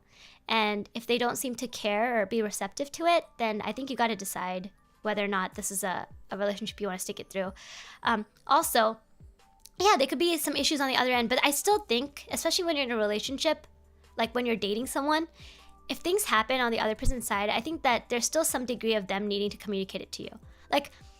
Maybe this is not what some people agree. I think this might be where a lot of you might disagree with me. But even if someone, and I don't mean this maybe in a friendship, because a friendship is a slightly different distance sometimes. It depends on the friendship. But in a relationship where I'm dating someone, if they're going through something, even if they don't want to talk about it immediately, I kind of want to at least know generally that they need time. Even if they don't tell me why, if they need time, I need to at least know that. Because otherwise I'm just going to worry a ton, right? It's not about me, it's about them and them needing their time. But in a relationship, there's a degree of, I think, distance that you close and that you need to realize that there's responsibility involved, right? Yeah, I wouldn't be okay completely getting go. I would be really stressed too. I would be so worried about them. I'd be worried that something's going on, that they need help. And yeah, sure, maybe they don't want to talk about it. Yeah, I understand. But I need to at least know that they need time. They need space and time and distance. And if they're not willing to communicate that, I think that, to me, that is a bare minimum. If that's the bare minimum and they're not okay letting me know that they need time away, then being ghosted is not, I don't think, fair to any of us. Fair to them, or fair to me, mostly, honestly. I think that's one of the things in a relationship, is you can't be super selfish in that way. I don't think they'll say that until the person wanting to talk says something about it, though. Yeah, the thing is, if she unblocks you, I would obviously, if this happened to me, I guess I would start by saying, like, you know, assuming there wasn't anything that kind of led to them blocking you, as in, like, let's say you had an argument and they just didn't want to communicate, like, that's different. But let's say there's something going on their end they haven't told you about. When they unblock you, I would start by being like, hey, is everything okay? Like, I'm worried. Like, I get really worried when you block me like this. Like, obviously, you know, I'm your partner. I'm worried about you and I care about you. And then try to see and say, you know, obviously you don't need to talk about it right away or at all if you don't want to, but please let me know that you're okay. Something like that. And then when you feel like the situation is a little more stable, I would just tell them how I feel about being blocked. I think that's important too. I don't think it's okay to block someone like that, especially if you're dating. I feel like it's not the right way to treat anybody. Even if you're going through something, like sometimes, like so I'll say I've had friends, like my best friend, for example, one of her friends, just blocked everybody for a bit, and she was really worried, but she understood when they unblocked her. Like, you know, she said, hey, you know, that really worried me. Is everything okay? I understand if you don't want to talk, but let me know. And she said, yeah, I'm really sorry. Like, I don't want to talk about it, but I just think I need distance from people right now. And so that's where they left it. That's why they left it. She just needed distance, and that was all she wanted. My friend needed to know was that, okay, you need distance. I'm okay that, you know, I'm glad that you're safe, at least, that, you know, you're going through things, that if I'm here, if you need help, but I won't bother you then. But I think it's a little different in a relationship. In a relationship, you do bother each other a tiny bit. That's kind of how it works, I think. But obviously giving people space while they process personal issues is really important. But there's also a way to kind of go about it when you need that. Like in my case, when I need space, I just let the person know. I'm like, hey, I'm really sorry. I'm going to be a little MIA for a bit. I really need some time to kind of deal with some personal issues. There's stuff going on. I don't feel comfortable talking about it yet, but I need some time. I just let them know. And then I sometimes, you know, so I know some people block because they don't want to get notifications or messages. Whatever that may be, if that's how you need to do it, fine. But I like to let the person know. Just really briefly, quick message, like a one sentence message, and then I'm out. Yeah, this is a tough one. Yeah, this is a really tough one because it's so common. I think this happens a lot, but I will say it's very different if this happens in a friendship versus a relationship to me. In a friendship, I can kind of deal with it a bit more, but in a relationship, I'll take it personally because I think I have the right to, because I'm dating. Right? Because we're in a relationship that's more than just a friendship. That's where we're partners. That I feel like there's some degree of, I have a responsibility to tell that person what's going on, and they have a responsibility to tell me what's going on, because we're not just strangers in each other's lives. We're dating. We're partners. Yeah, that's how I feel. And maybe my thoughts on this are a little different from other people. Space is totally valid, totally important, but it's more complicated than this. Yes. Okay, a few more questions. They're shorter. Okay, let's go through this.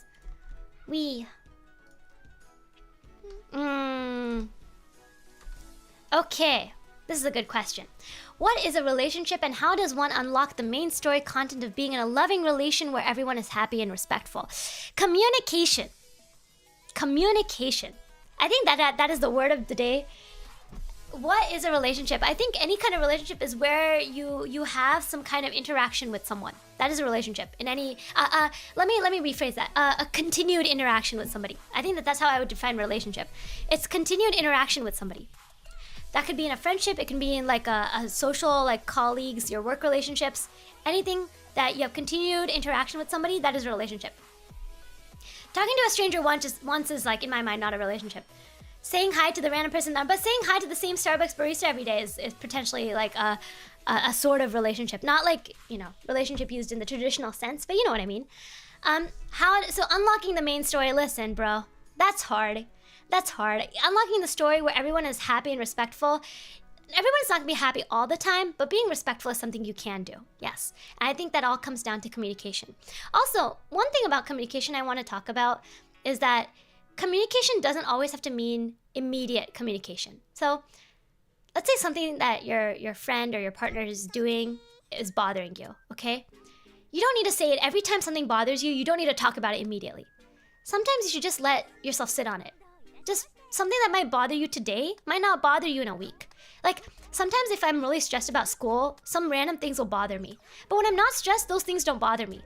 So sometimes you have to figure out whether or not what you're communicating is something that's actually an issue that needs to be communicated, or whether it's something that just needs a little bit of time, or whether it's something that you need to address on your own side, from yourself. For example, I have to address what happens for me when I get stressed, right? When I get stressed because I have, like for example, when my channel's not going as well, I get a little more stressed. When like I have a lot of assignments due, I get a little more stressed. And my mood on those days is a little different. And the way I interact with people, I have to be really cautious to not let my stress affect my interactions with other people. I'm not gonna be honest. I'm gonna be honest. There's someone in my life who, like a friend whose individual stress becomes really like public, in the sense of like when they're struggling through something, it affects their relationship with me and other people. It's very obvious. And it's actually really hard to deal with sometimes. I have a hard time. Like for example, let's say someone who's angry, but they're not mad at you, but they take their anger out on you. I know someone like that. And it's really tough to deal with those kinds of relationships, but I know that person's also trying not to be like that. But that's one thing I want to say, is that sometimes we can say, oh, we're just communicating, like I'm upset right now, I'm communicating it.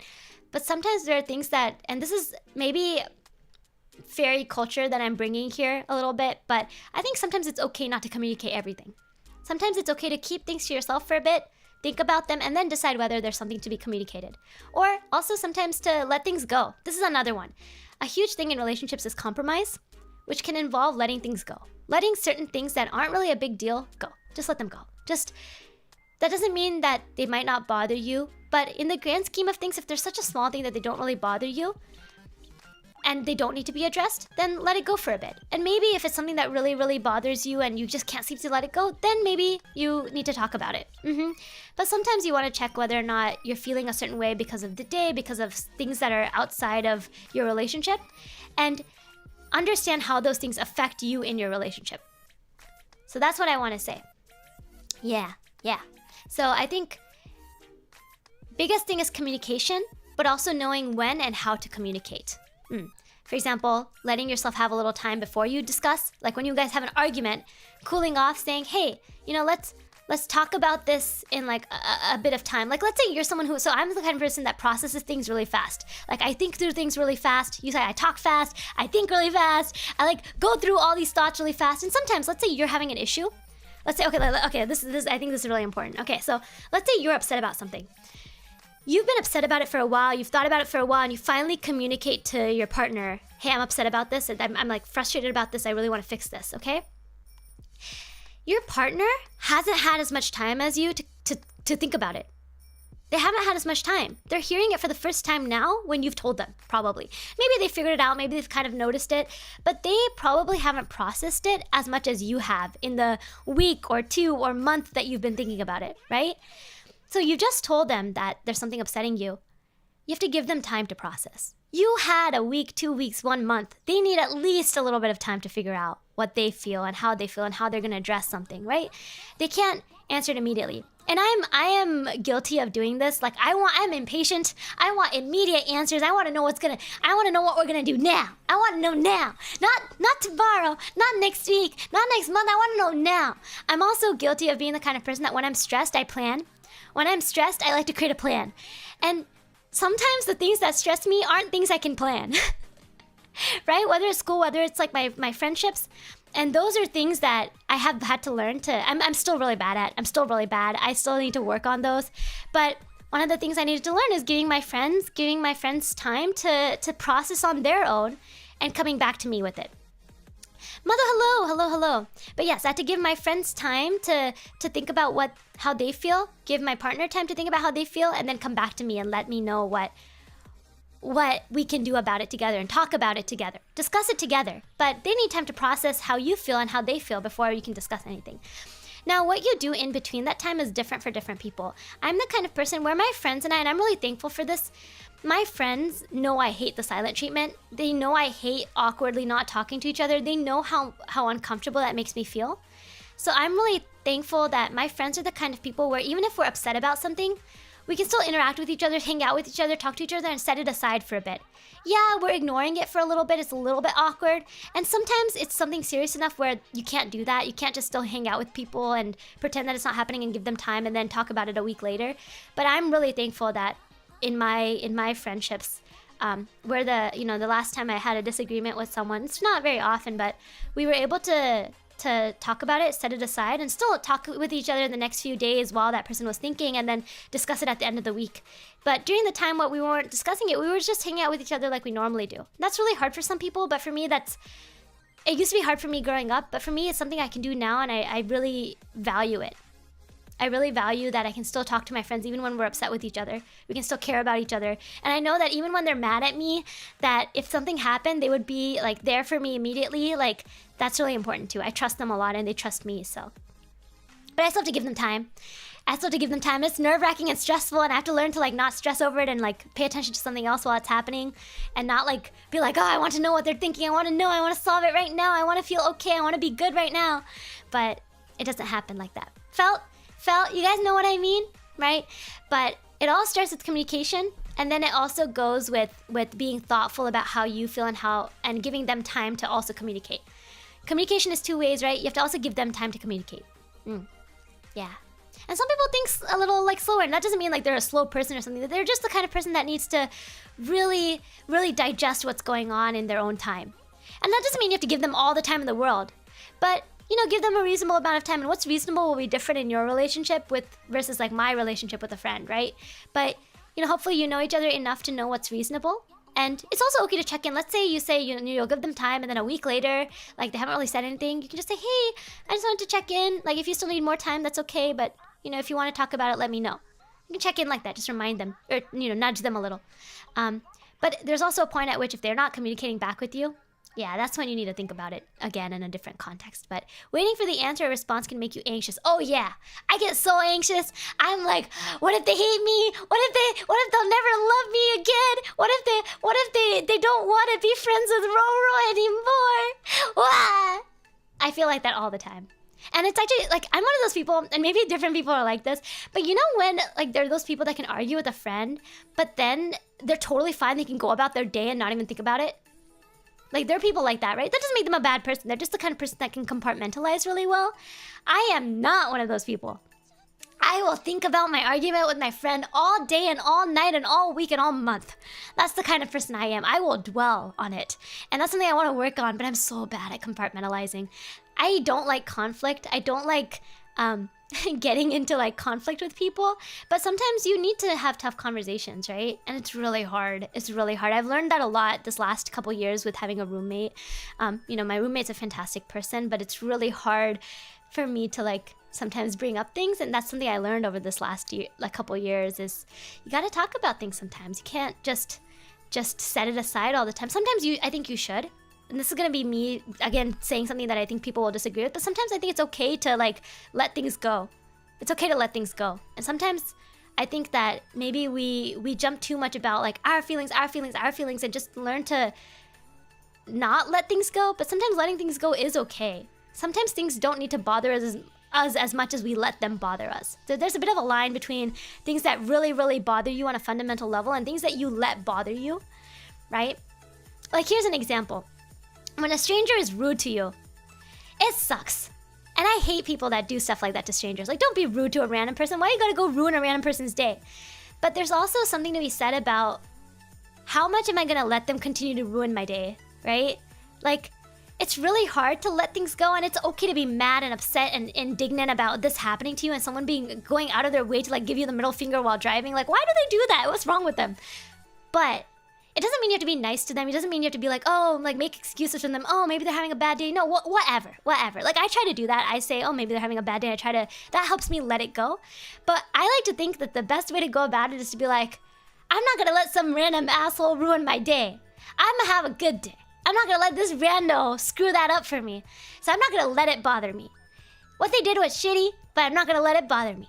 And there is something to be said about that, even in a relationship. That there are some things that you should let go, but I hope a lot of things is about communicating, digesting, and communicating together. There, that's my really, really long roundabout answer for a very good question. A very good, very complicated, how do I say it? Very good, very fundamental question. Okay. Let's go to the next one. Yeah, but I think some people disagree with me about letting it go, but maybe that's a cultural thing too. That fairy culture is doesn't have as much conflict, but I think fairy culture can be kind of extreme at times of like being maybe more passive aggressive and never allowing any conflict.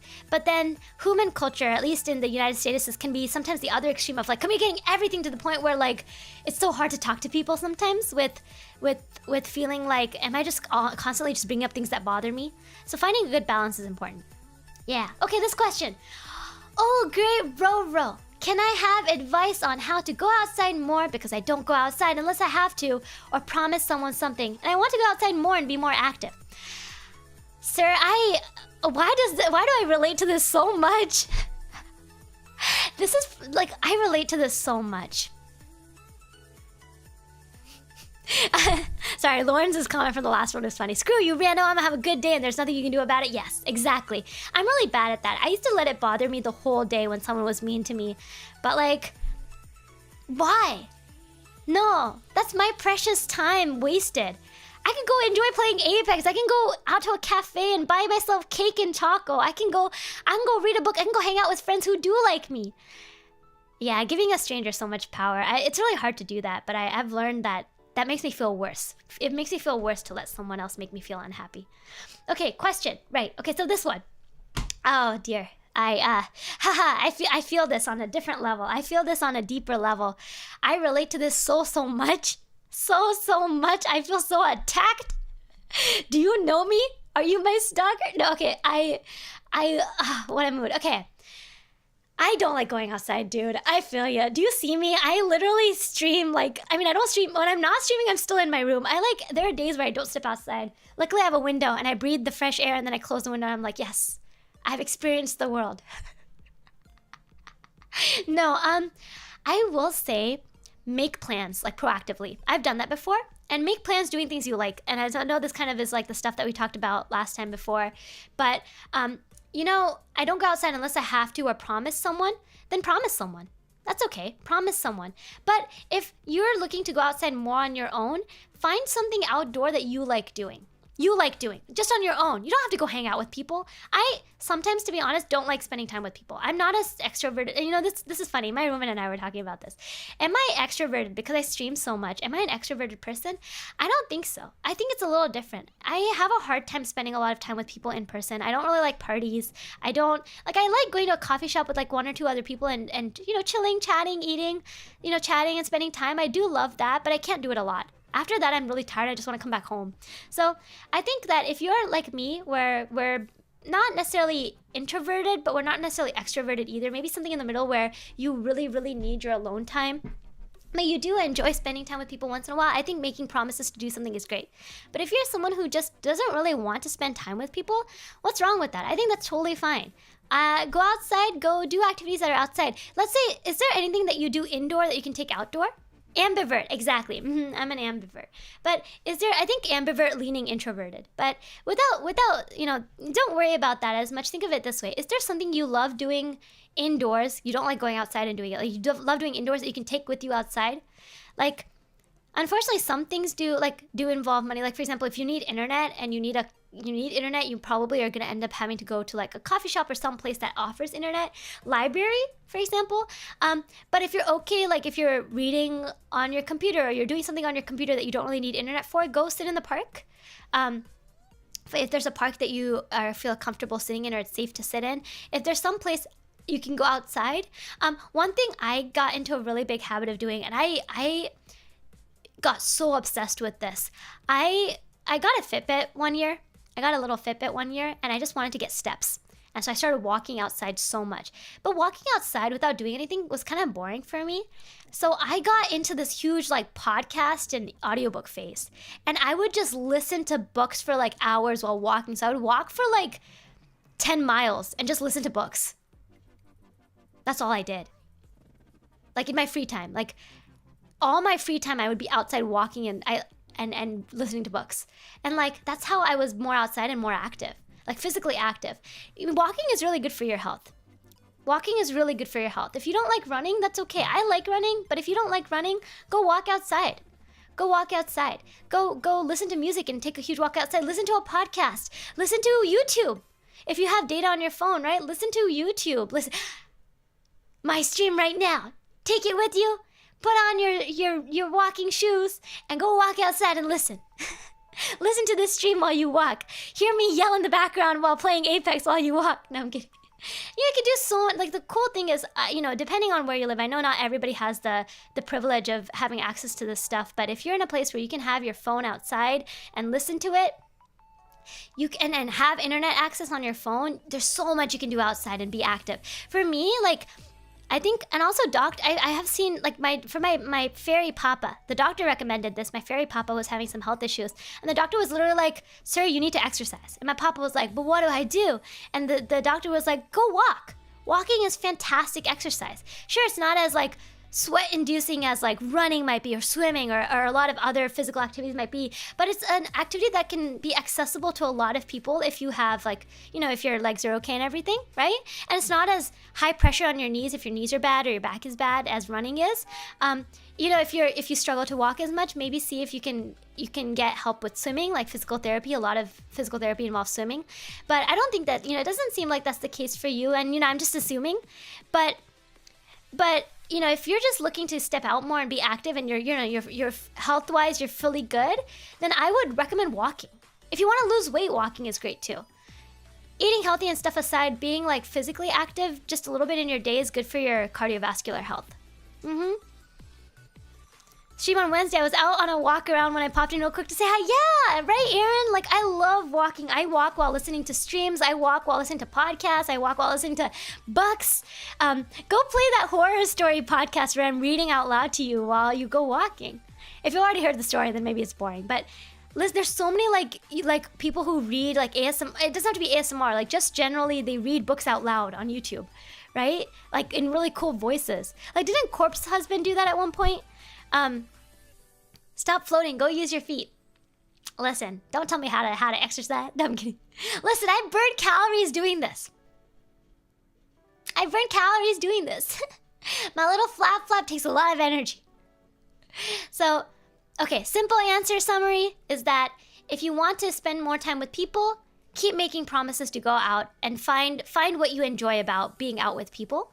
And if you want to go outside more and just be active and you don't really care about whether it's with other people or not, find things you like to do indoors and do them outdoors. You like watching stream? Go do it outside.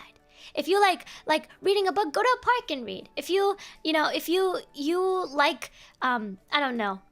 What else can I give as an example? If you like playing video games and you have like a portable game console thingy, like a Switch, take your Switch with you. Like, try to go out. Try to go out and do things that you like doing indoors. So not just go out and like go to a gym. I will tell you, I don't like going to the gym. I used to go to the gym every single day in high school. Every single day after school, I would go to the gym, work out, then go home and have food and do homework. That's what I did. I was so disciplined. But now, as I'm older, I'm like, wow, I really don't like going to the gym. I prefer walking.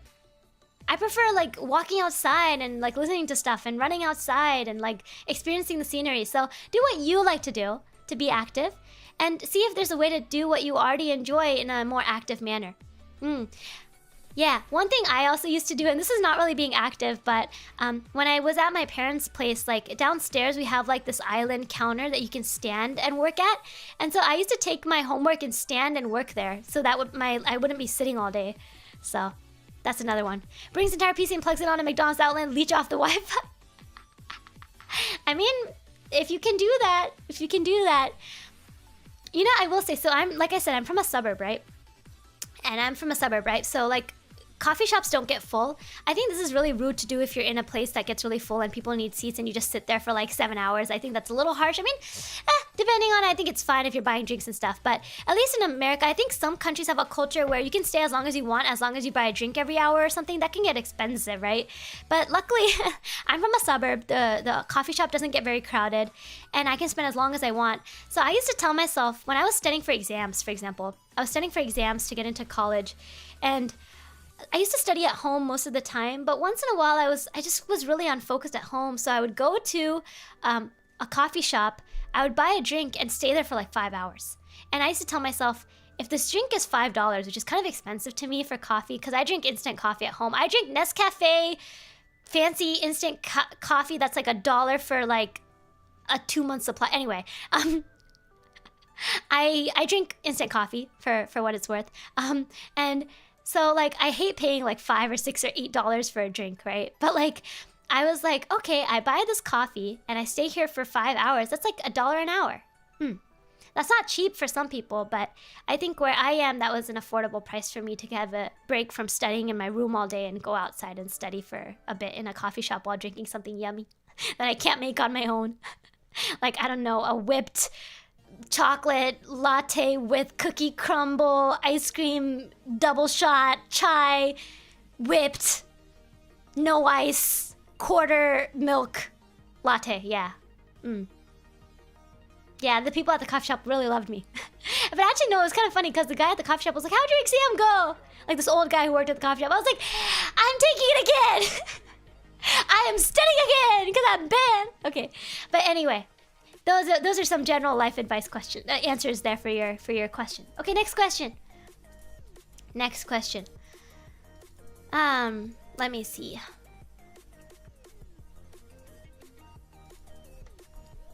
see. This one's a little bit longer, so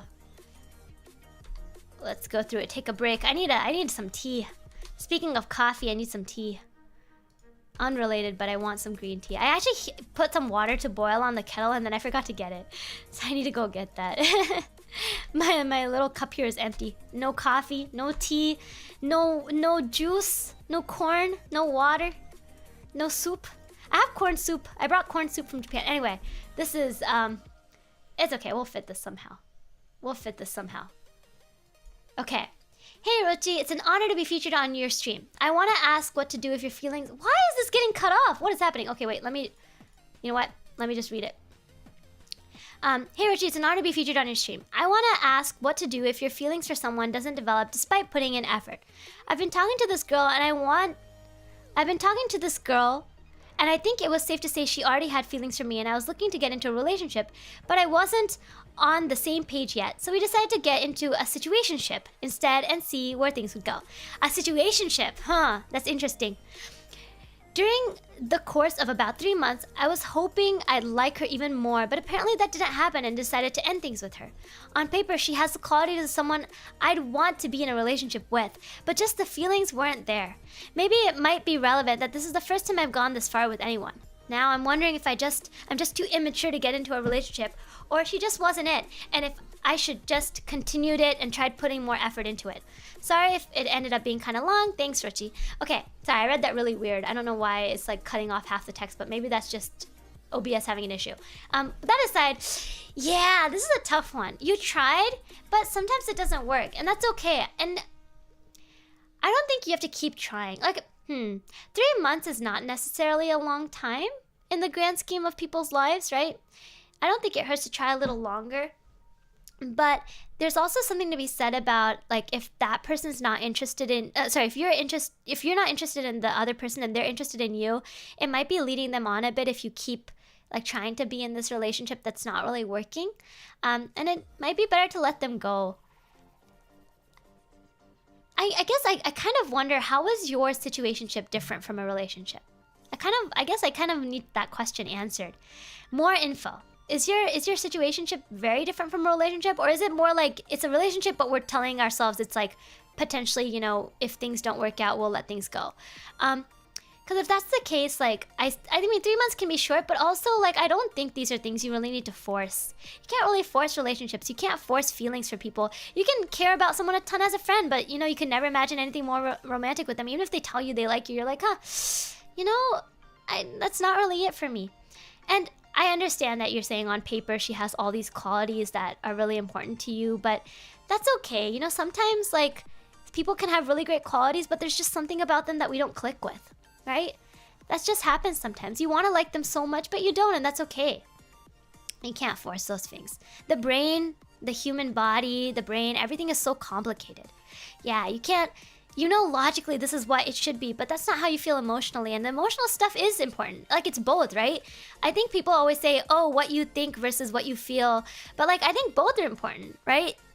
Your mind and your heart are both important. So sometimes just something doesn't click, and that's okay. And it might be okay to stop a little sooner. I don't think you did anything wrong. I think ending the relationship and just, you know, moving on with your life, maybe they'll come back into your life in the future. Who knows? Things happen in strange ways sometimes, you know? Like, sometimes you might run into them again. Maybe you won't, and that's okay. It's like, I don't think you need to force anything. Yeah. Especially if your feelings aren't there. It's okay. It's better that you step away, and that maybe, you know, they'll also get time to maybe hopefully get over their feelings, and they'll maybe find someone that makes them happy, and you'll find someone that makes you happy. And that doesn't have to be each other. Yeah, that's my advice. That's my advice. But no worries if it's a long. Sometimes it helps to get more context when I'm giving advice. So no worries at all that it's a long piece of text that it was good to read. It was good to read.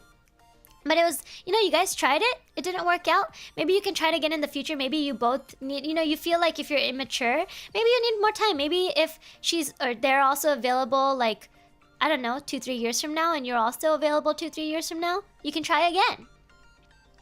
Nothing says that you can only do it once and like, oh, we tried it and it didn't work. And as you know, it doesn't seem like you guys have left off on like a bad front, right? Like, it's not like you kind of broke apart with really negative feelings. So maybe they'll be open to like something different in the future, right? I don't think you need to force it. Yeah. Okay, that's my advice for this one. Yeah. Okay, next question. We have a few more questions left, so let's try to get through them. Hold on, we might have to do another stream, huh? Do you guys like advice stream? Do you like this? Maybe we can do another one in the future. Yeah, I think we have enough where we might be able to finish the stream in the next hour or so. So let's go ahead and go through the next one. I do like spending time with your questions, and I want to make sure I answer them all thoughtfully, so I don't want to rush, but there's also like a bit of a time involved with streaming, right? So give me a second. Okay, let's go through this one. Yeah, all about the chemistry, yes. I love a girl who I met in college and have been besties since. Aw, that's nice. I want to confess my love for her, but I'm scared to death that if I do, she might not talk to me anymore. And that other things, how do I confess with a foolproof plan? Oh, broski. Broski. Can't have a foolproof plan. I wish, but that's not how life works, huh? I wish. I completely understand. I feel like you and I are very similar. I like things foolproof. I like to plan. I like to know things aren't gonna get effed up, but it does. You can't control that. You can't control. You can do your best to try to make things go smoothly, but there's this point at which things are kind of out of your hands. Not just because, like, I'm not talking about like magical, like, you know, some people, whether you believe in fate or not or whatever, like, other people's emotions are involved. You can't control other people's emotions. We're not vampires from, I don't know, Twilight. Go mind meld somebody. Can't do that. Can't do that. So you can't control that. But with that in mind, there's a couple of things I want to say. You know, I can't be absolutely honest and say I've confessed, right? I've confessed other things that are scary, not like feelings, but like, well, feelings, but not like romantic feelings, like feeling like you know, like talking to a friend when you're upset is really scary sometimes. So I can only speak from that kind of experience.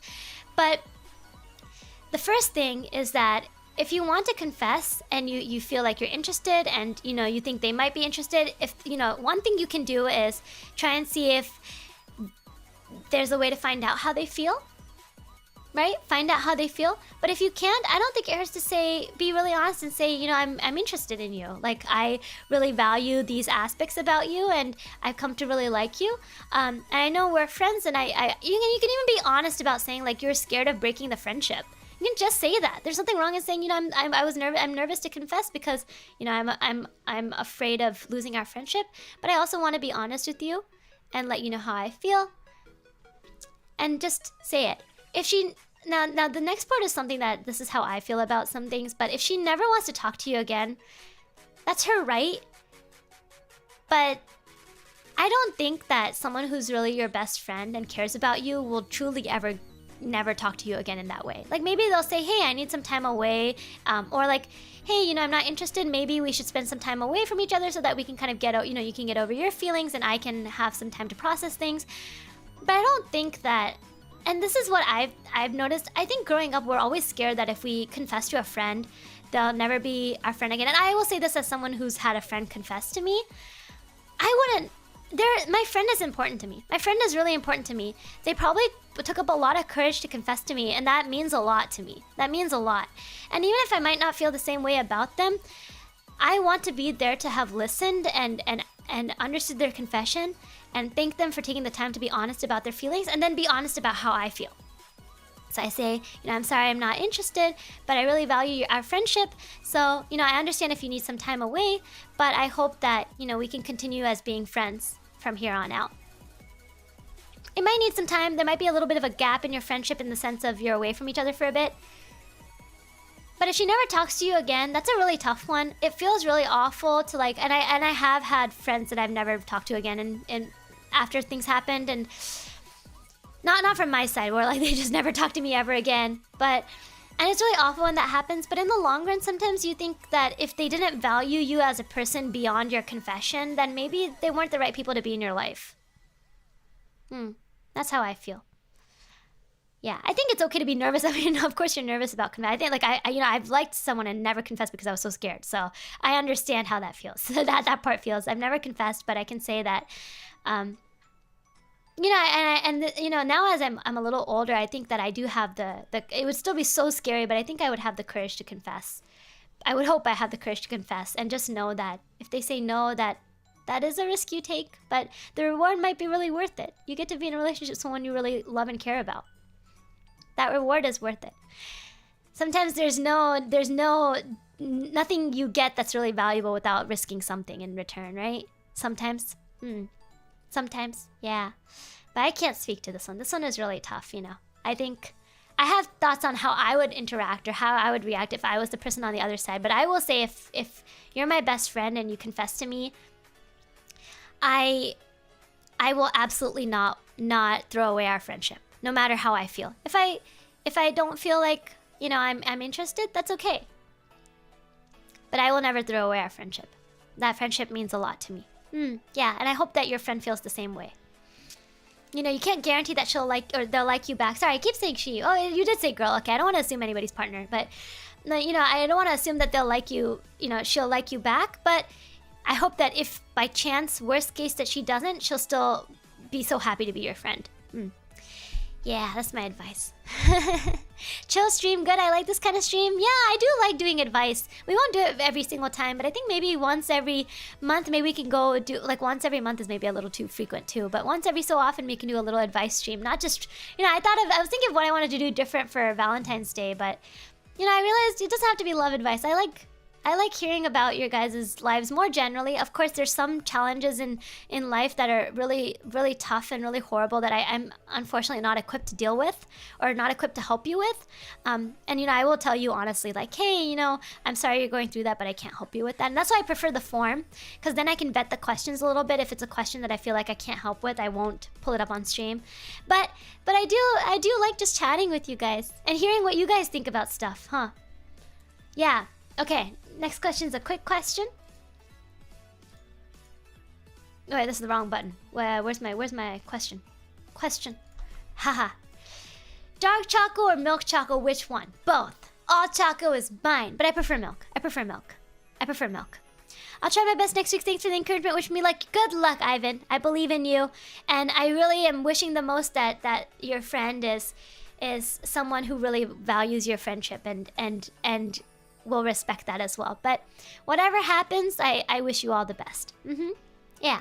Dark choco, milk choco, milk choco. Milk choco. I love milk choco. I'll eat dark choco. Depends on the dark choco. I love Royce dark choco. If you know Royce, it's a Japanese brand, and they have this dark chocolate that's actually kind of sweet. It's like 75.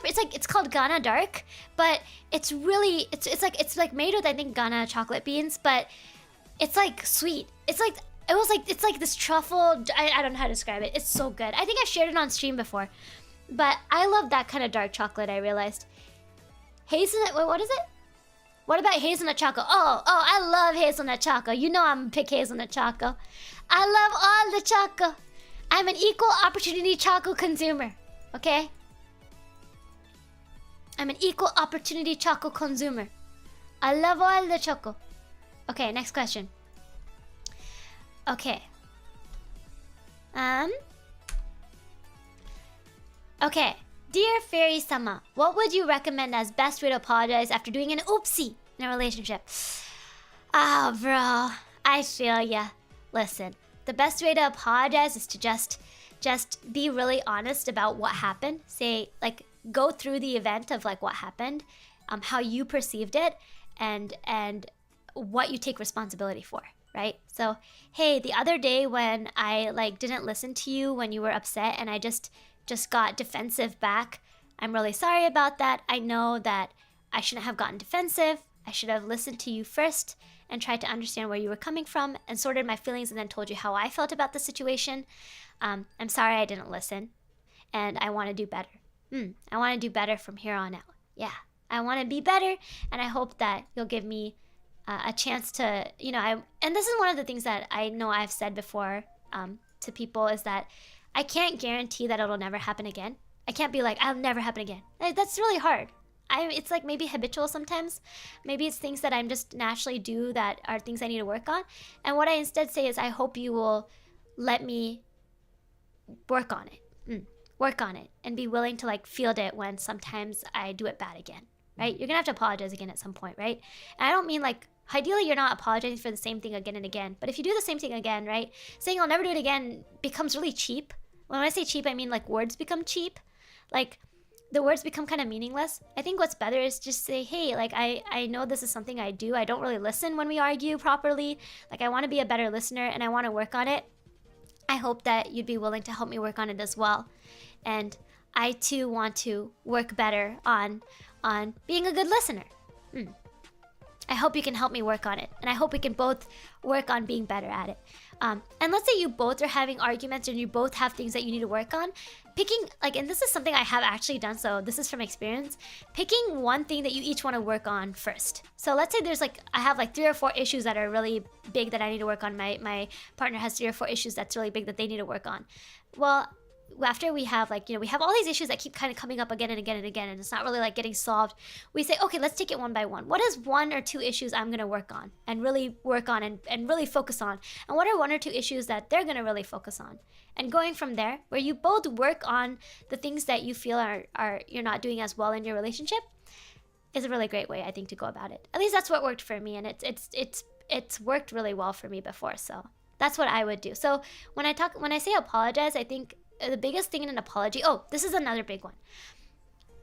Apologizing when you don't know what you're apologizing for is not a really great way to apologize, right? You want to know what you're apologizing for, taking responsibility for what you did wrong. And also, you can be honest about what you felt uncomfortable. Like, why did you do that? Like, I felt like, you know, I think I felt really, you don't have to say you did this to me. I don't think you have to say you, because that can really put someone on the spot and it can just lead to another argument.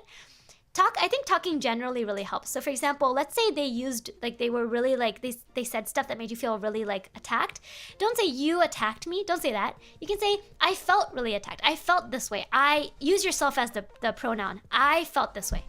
I felt really like attacked and I felt on the spot. And so I reacted defensively, and I know that I should have just been willing to listen and process and come back about it.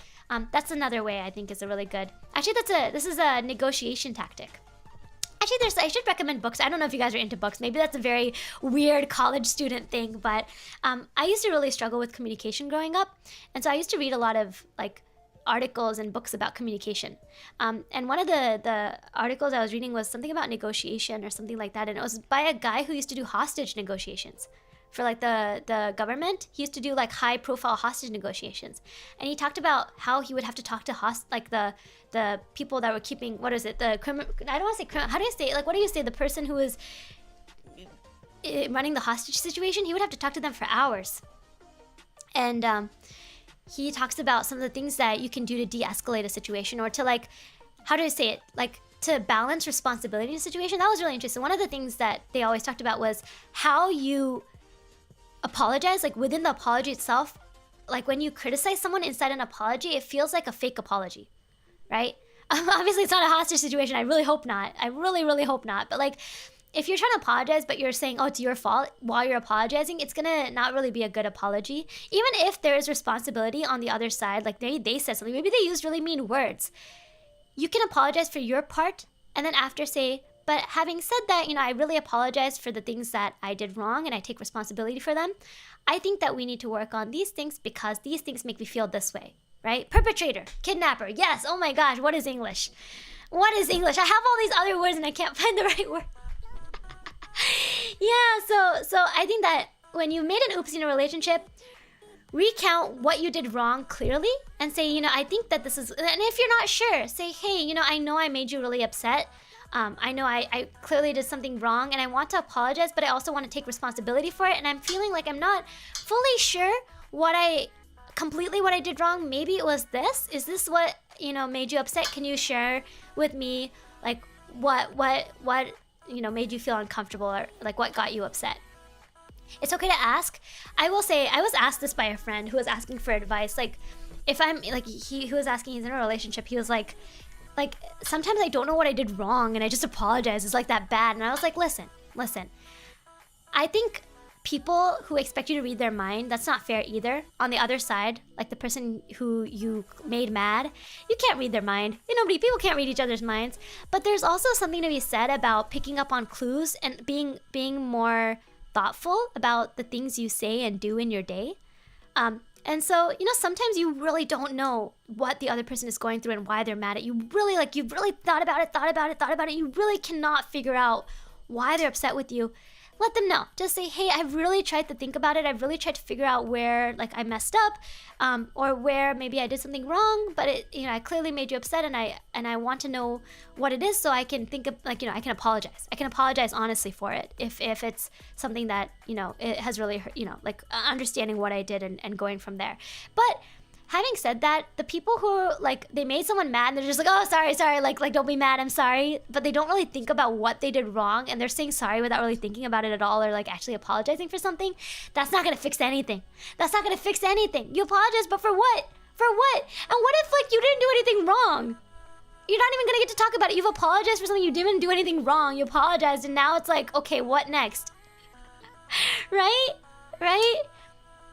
So thinking about it, and if you messed up, you effed up and what you did, say, like, hey, I messed up here, like, I apologize, this is what I'm gonna, and also what I'm gonna do next. I think that's another big one I prefer when I hear an apology or when I'm given an apology is, what am I gonna change? It doesn't have to be overnight, in a few minutes, but what am I gonna do next? Yeah, what am I gonna do next, right? Like, okay, I effed up, but if I keep doing the same thing again and again, like, what am I apologizing for? No, what am I gonna do next? What am I gonna try to do better next time? And sometimes, like, you're gonna keep messing up, but at least when you try to do better next time and you let the other person know that you're gonna try, and they can also say, like, I've said to someone, hey, like, you said you're gonna try to do this better, but it doesn't feel like you are. Like, I feel kind of like we're still at the same point. I've said that before. And it's a hard conversation to have, but that was something that someone said to me before. Like, hey, you said this, but I feel like it hasn't really changed. Like, what can we do to work on it together? Like, what can we do to work on it some more? Yeah. Maybe we need to change how we're working on it. Yeah. One problem will often have a lot of underlying issues. Yeah. So that's what I think. Yes. Bakanawa, hello. I read your message. I hope so. I'm going through all the messages that I have so far today. I've been on that side of the conversation myself before. Yeah. I'm doing a science project while watching the stream. No worries. Do your work. No worries. Why give clues instead of saying it? Some people, I think I understand though, like, sometimes when you have to tell someone why you're mad, it feels like they don't care enough to try to understand how they hurt you. You know what I mean? Like, if, let's say someone really hurt your feelings, but they don't even realize it. Like, sometimes that makes you feel worse than someone who maliciously hurt your feelings. Like, someone who's being mean to you on purpose sometimes isn't as bad as someone who's mean to you without even realizing it. Because how can you be mad at them then? It's like, you're like, they hurt my feelings, but they don't even do it on purpose. So how could what do I say? You feel worse about it because it's harder to handle. But sometimes it can really, really get to you and really hurt your feelings. And that's when you have to bring it up. But this is on the other side, that they realize they've done something wrong. At least that's a start, right? Like, maybe they haven't, like, you know, they clearly have done it. They feel like they've done an oopsie. They feel like that's where they've gone wrong, and now they need to take responsibility for not everything. You don't have to say everything is my fault if it's not. If it's not, you don't need to take responsibility for everything. But for the things that you messed up on, take responsibility for it, and then figure out how you can work on things together. And this is like a nice way to finesse the things that they need to work on with the things you need to work on together, right? So you don't have to blame the people like, you did this wrong. You can say, we can work on these things together. It's a nice way to kind of smoothen that conversation. This is the other thing I want to say, is that when you have, and I hate using the word confrontation, but when you have a confrontation, you don't necessarily need to have it be really, really mean, right? You can tell someone how you feel in nice words, and they don't have to be the nicest words. You can be kind of harsh sometimes, but you can share how you feel in a thoughtful way that gives them a chance to also respond. Yeah, warrior of light, but isn't communication key in a relationship? Yeah. That's what I've been saying since the beginning. Communication is key, but I think communication can also involve processing, which means also thinking from your side what you did wrong if you know you did something wrong. Yeah, like that's what I was saying. You can't expect someone to read your mind. Nobody can read your mind. So I think that there is something to be said about sharing when you're upset, but I think there's also something to be said about trying to understand why the other person is upset on your own too. Yeah. It needs to be picked up on and interpreted, but not everybody's good at picking up clues. Absolutely. And that's when you need to know that person, and that person needs to know you, especially in a relationship. Like, I've had friends, for example, who are more oblivious, and with them I know I need to share how I feel more clearly, like be more clear, like this is how I feel.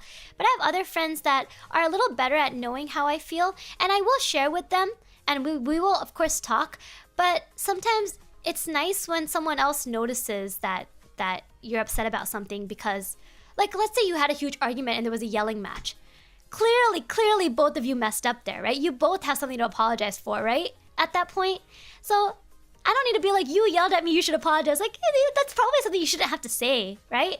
I should know I need to apologize because I like was really, really rude. I used really rude words. It's my responsibility to apologize for that. But if that person, like, let's say someone used really rude words with me and they didn't apologize, then at some point I need to tell them. I need to say, hey, you know, this is how I felt when you did this. Like, we need to talk about it, right?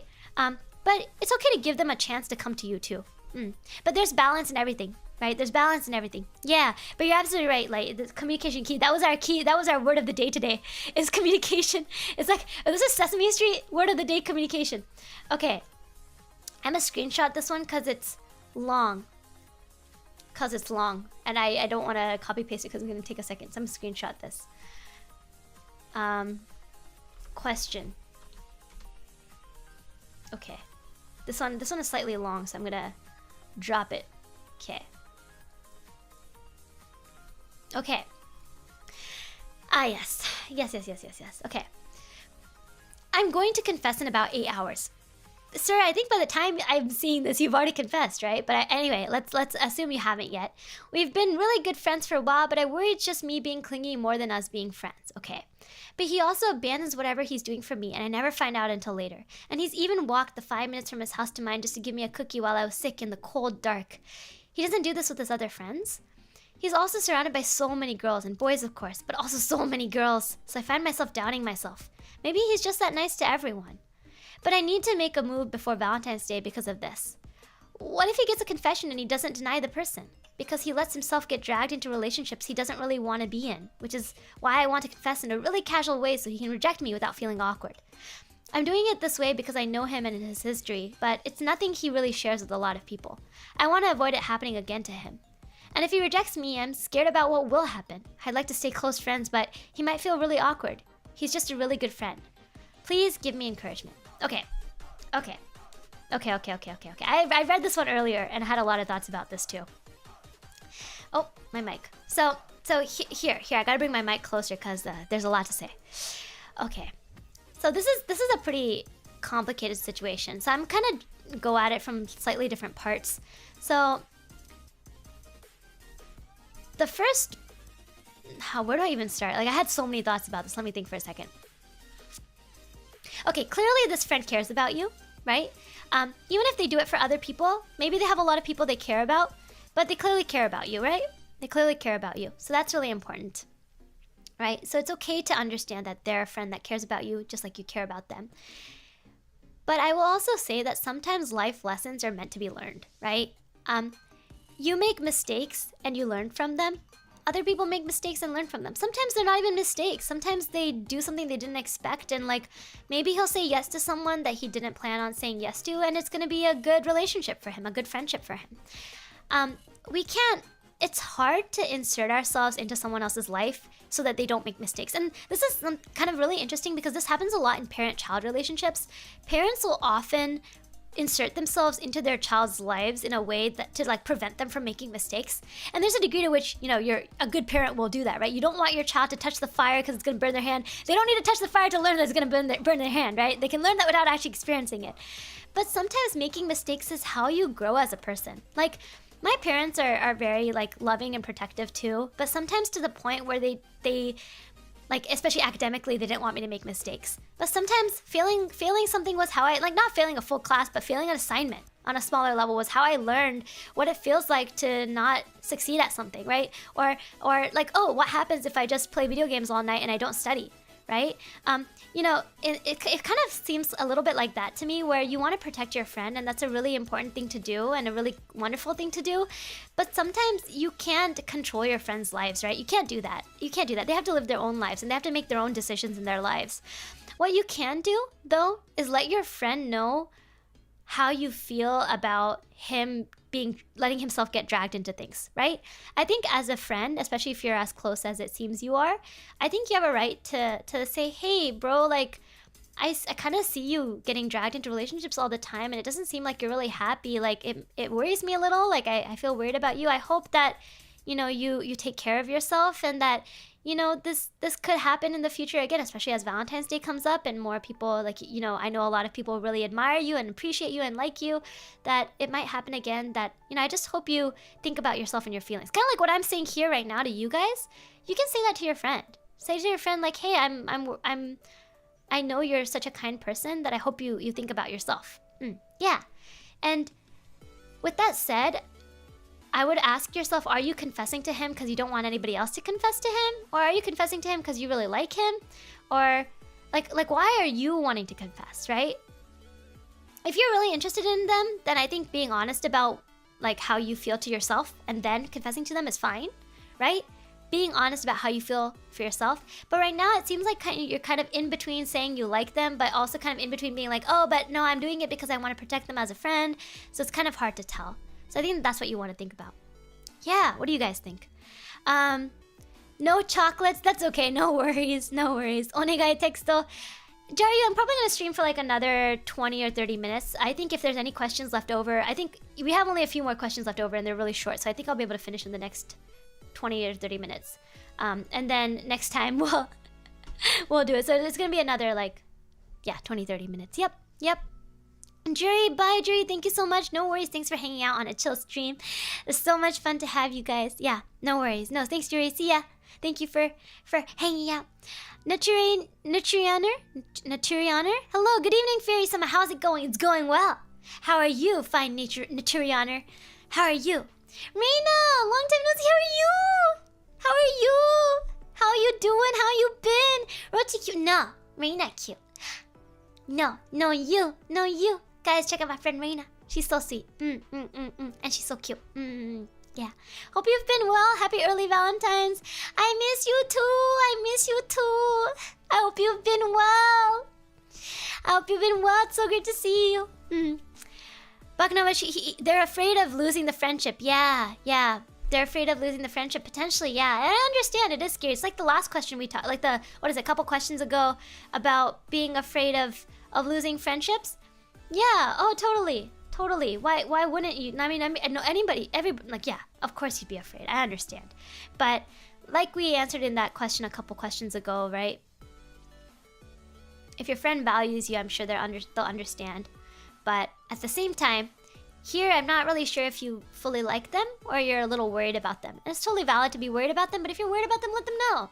Let them know that you're looking out for them and that you care about them and that, you know, you're concerned and that, you can speak and be. I would also say, like, I would say this to a friend. I would say, hey, I know you can take care of yourself, This is just something I've been kind of noticing, and I'm I guess a little concerned, and I hope you look out for yourself.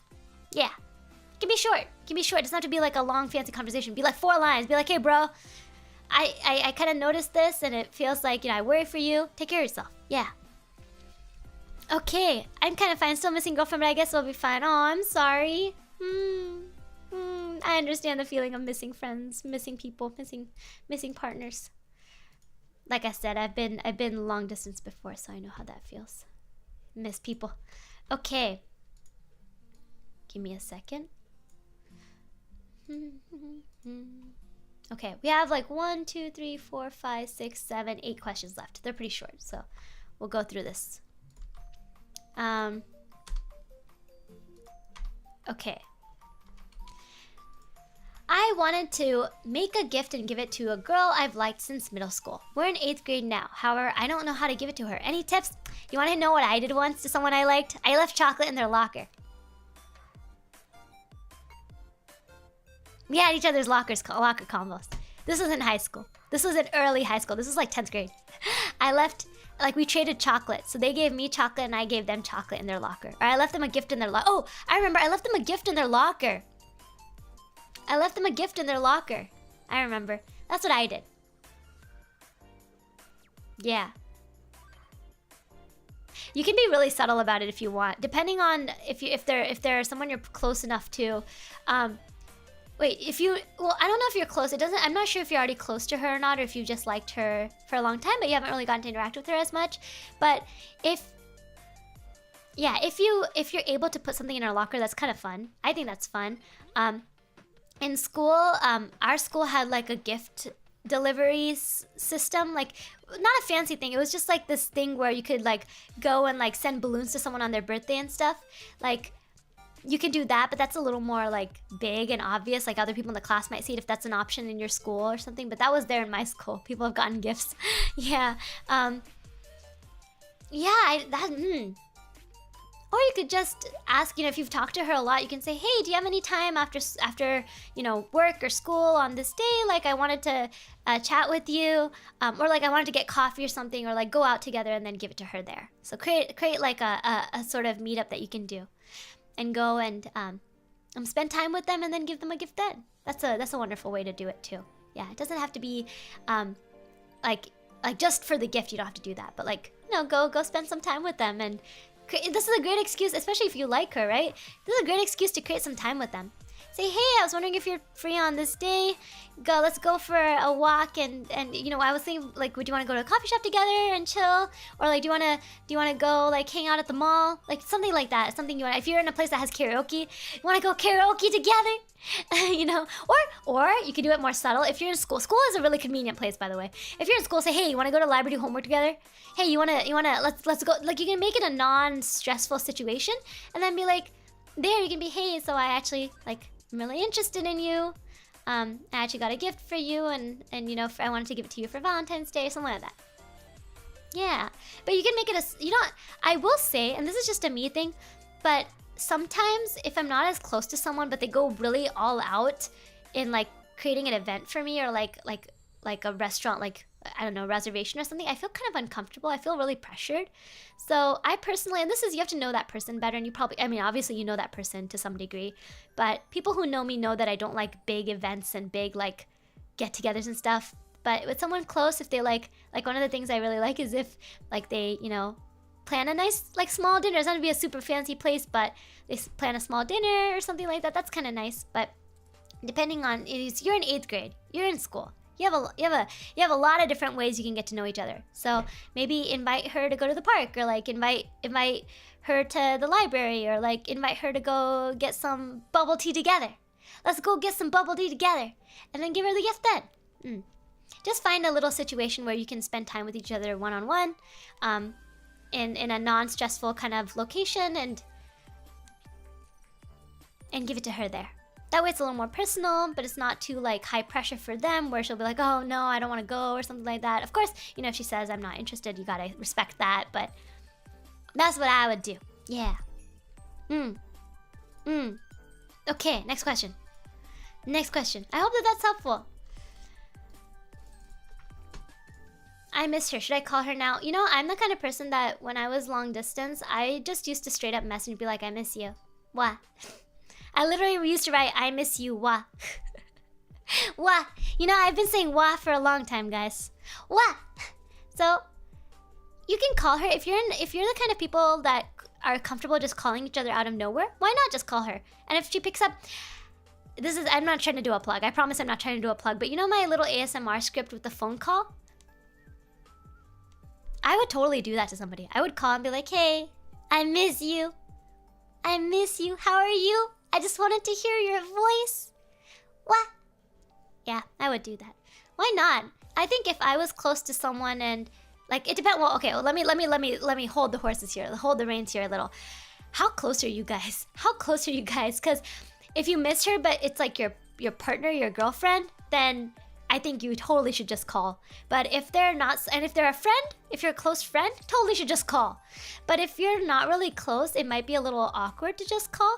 Instead, I would message and say, hey, hope you've been well. Do it in a different sort of way and say, you know, it's been a long time. Would you want to chat sometime, meet up sometime? I would do something like that instead. Yeah.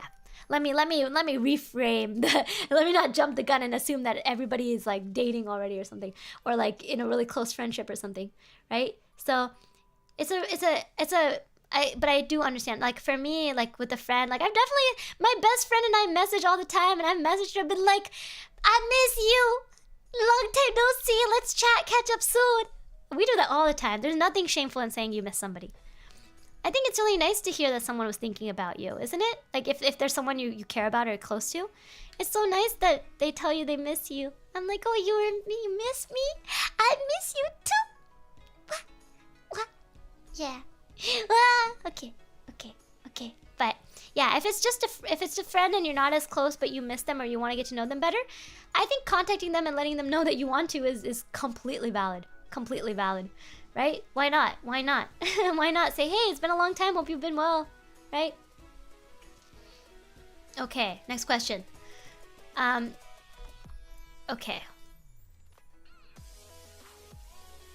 This one. Okay. Any advice for someone that never dating for an entire life but starting to develop feelings for someone while having low self-esteem problems? Ah, yes. Okay. This is a tough one.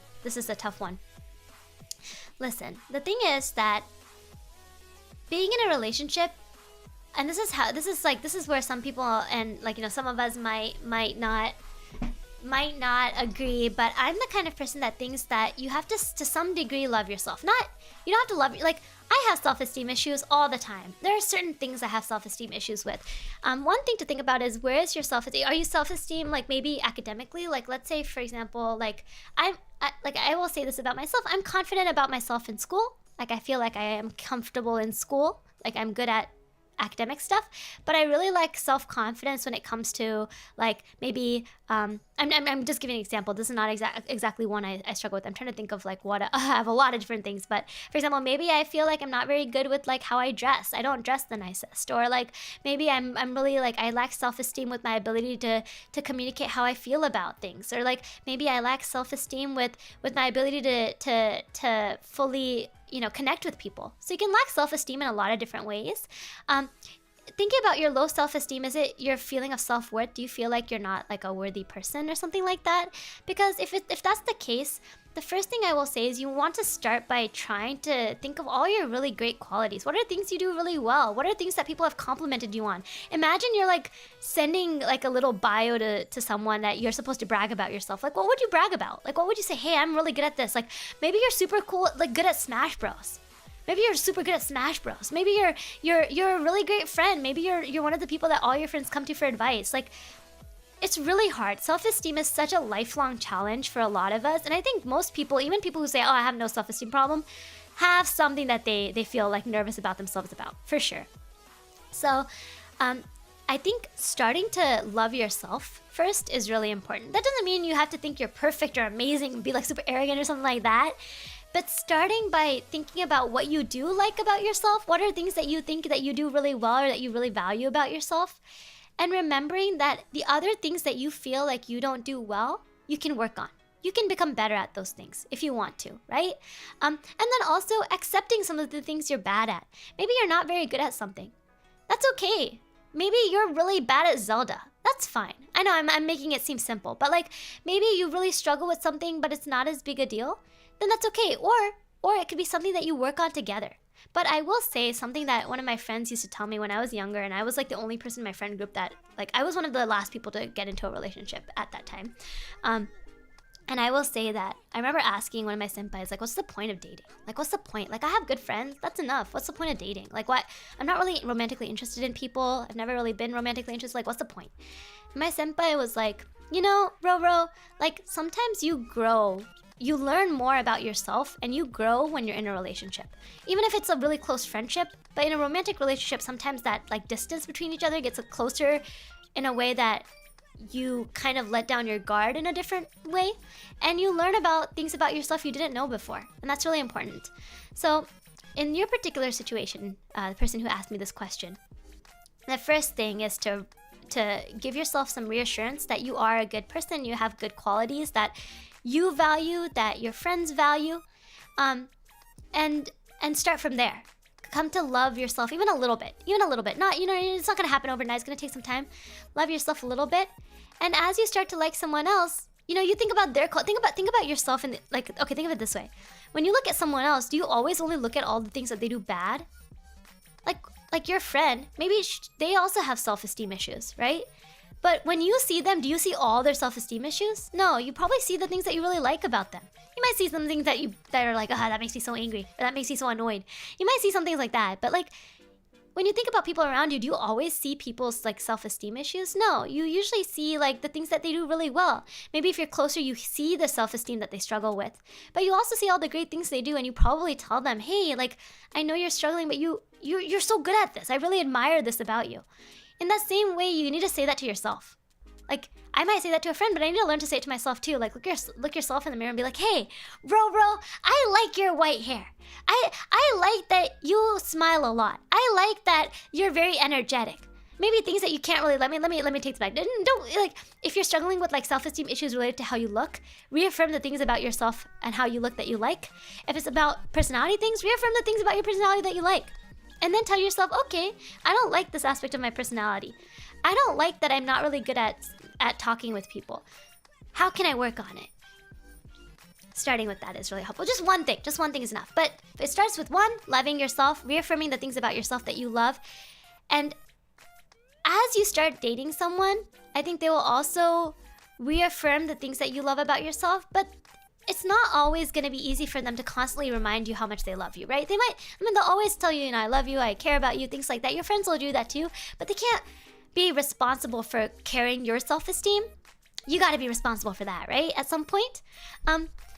And it feels really good when you start to be able to manage your own self-esteem a bit. And I understand growing up, I was someone with really, really bad self-esteem. Like in my friends group, especially my friend groups, my friends were really, really well liked and popular, and like people, like I wasn't as like well liked. I didn't get along with people. Like I was a mean kid too. There was a lot of reasons why I didn't have as many friends, but I didn't get along with people as well.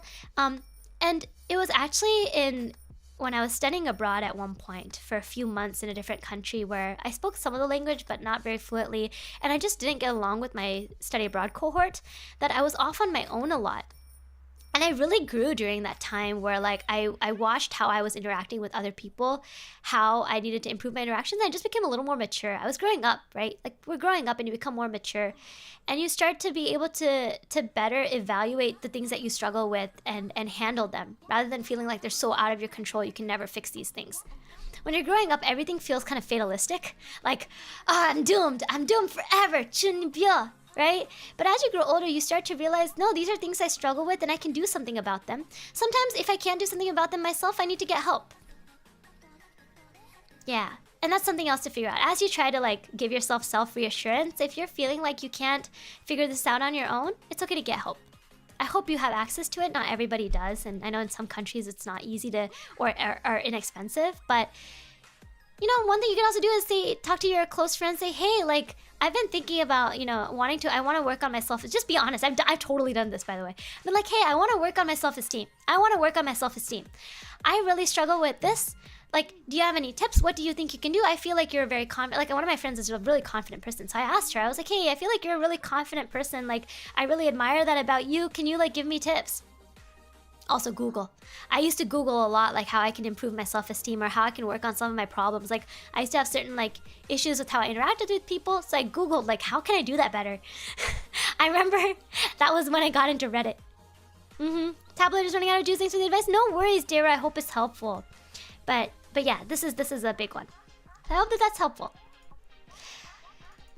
Next one is a little rough. I'm completely alone. Listen, bro. I'm sorry if that's really a stressful thing for you. I know that being alone is not easy for everybody. But I will say you can also love to be alone. And I don't mean alone and lonely. It's like what I said earlier. And I'm going to go through this one a little bit quickly. Being alone doesn't have to be lonely. Loneliness is like something where you really crave something you're missing, right? Loneliness because you don't really have anything you enjoy doing in your free time, or loneliness because you miss people. But being alone, sometimes you can really come to love spending time with yourself. Like spending time doing things you love. And I think sometimes as you get older, you'll come to really cherish having your own time. Sometimes, like, not everybody's gonna have a big family. Not everybody's gonna have a partner and children. You know, not everybody has that kind of lifestyle. But sometimes when you have a lot of responsibilities, you'll miss the times when you get to just do whatever you want without having to, like, be responsible for anybody else or how anybody else feels. So I think that there's a lot of things you can do to manage loneliness. If, you know, try to go out more, try to interact with people more, call up your friends. Like, don't always wait for other people to message you. You message other people, right? Like, don't wait for people to always invite you. Invite other people to do things, right? And that's one thing. But I think it's also really good to think about whether what you miss, because I will say having a relationship doesn't necessarily fill being alone, right? Sometimes if you're alone and you enter into a relationship, you start needing the other person to deal with your own loneliness, and not everybody can be there to manage that. What did I just paste? Oh, that was the date and time. Hold on. What did I just copy? My thing glitched out. Okay. Let's go to the next question. But yeah, I know being lonely is really, really hard. I know how that feels. Like, I live really far away from the fairy world. I live far away from my fairy parents and my fairy besties, and like even my human besties live in a different state from me now.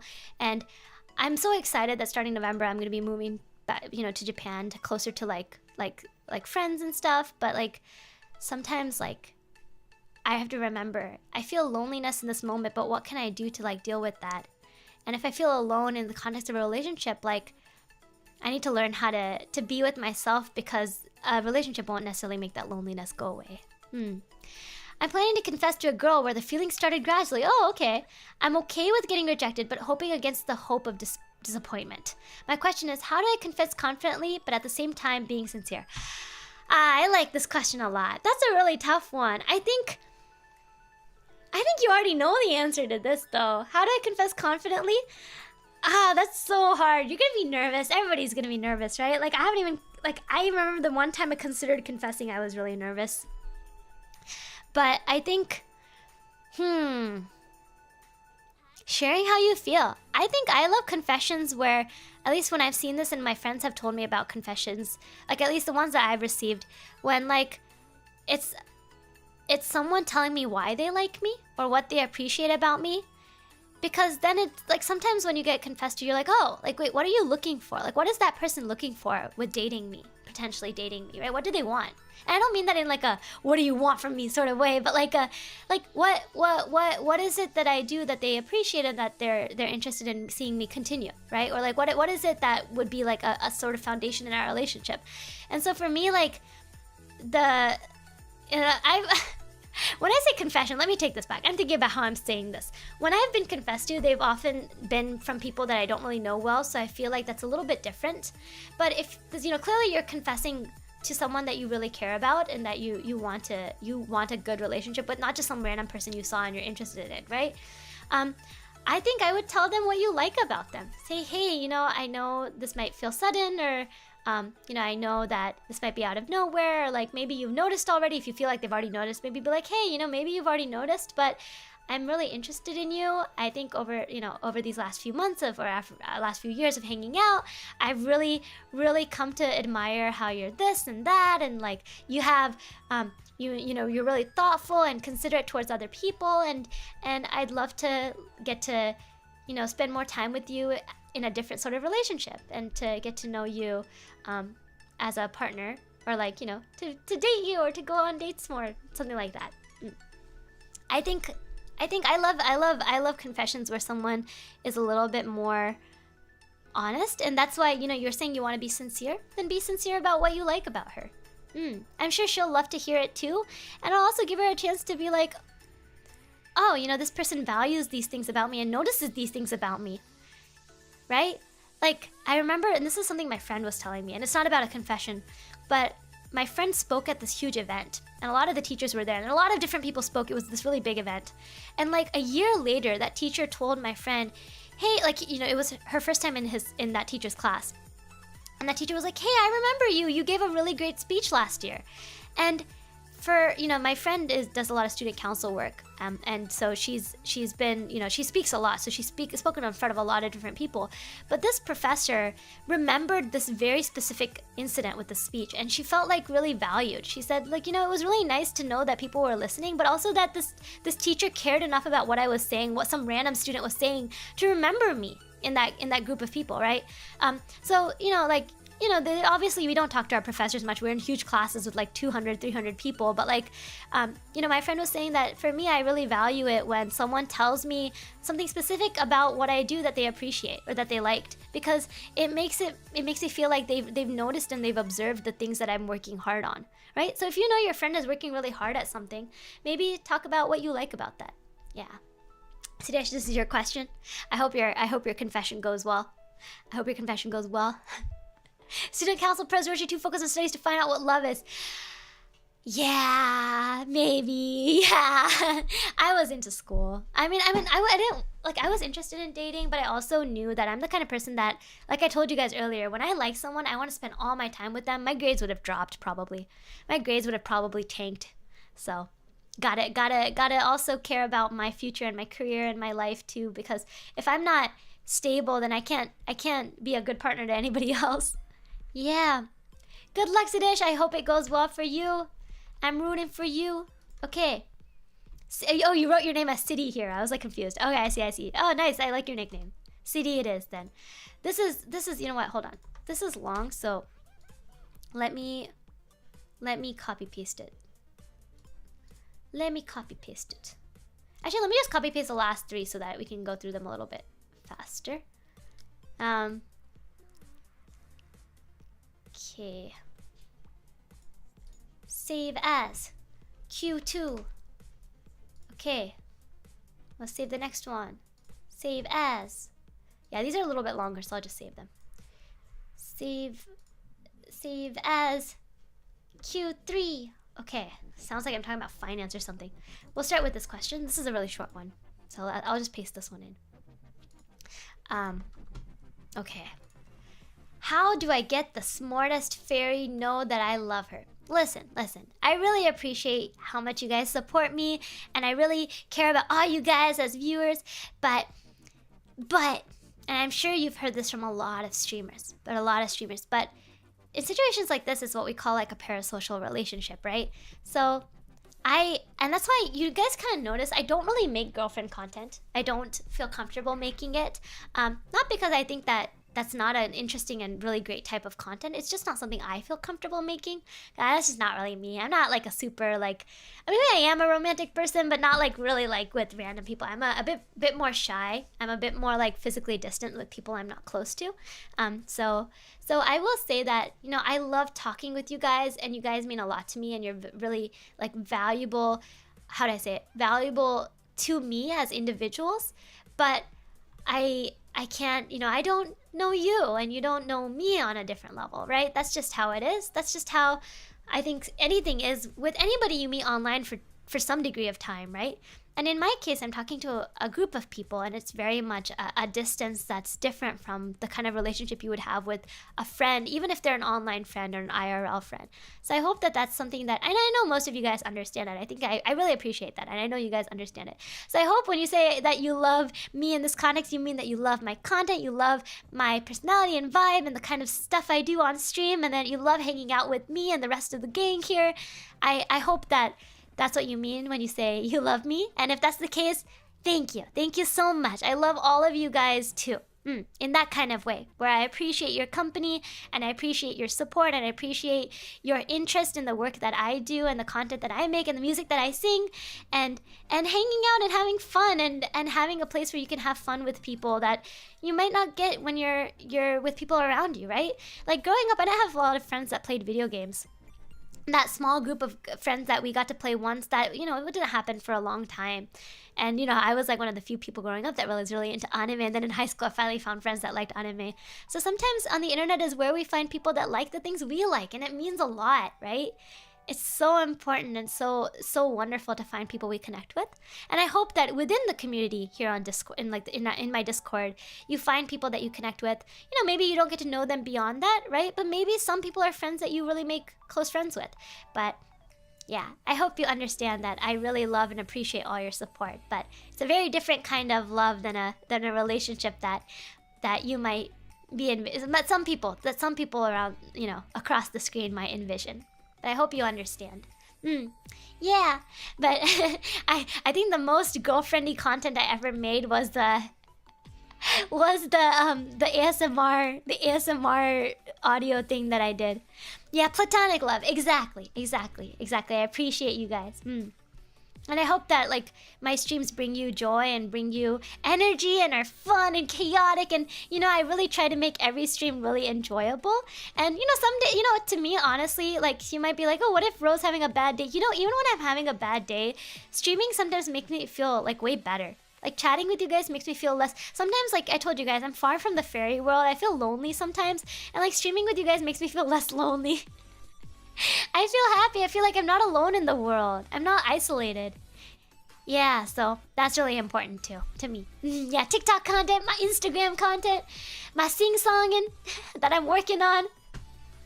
Guys, I put up a new song short yesterday here on YouTube and Instagram. Please check it out.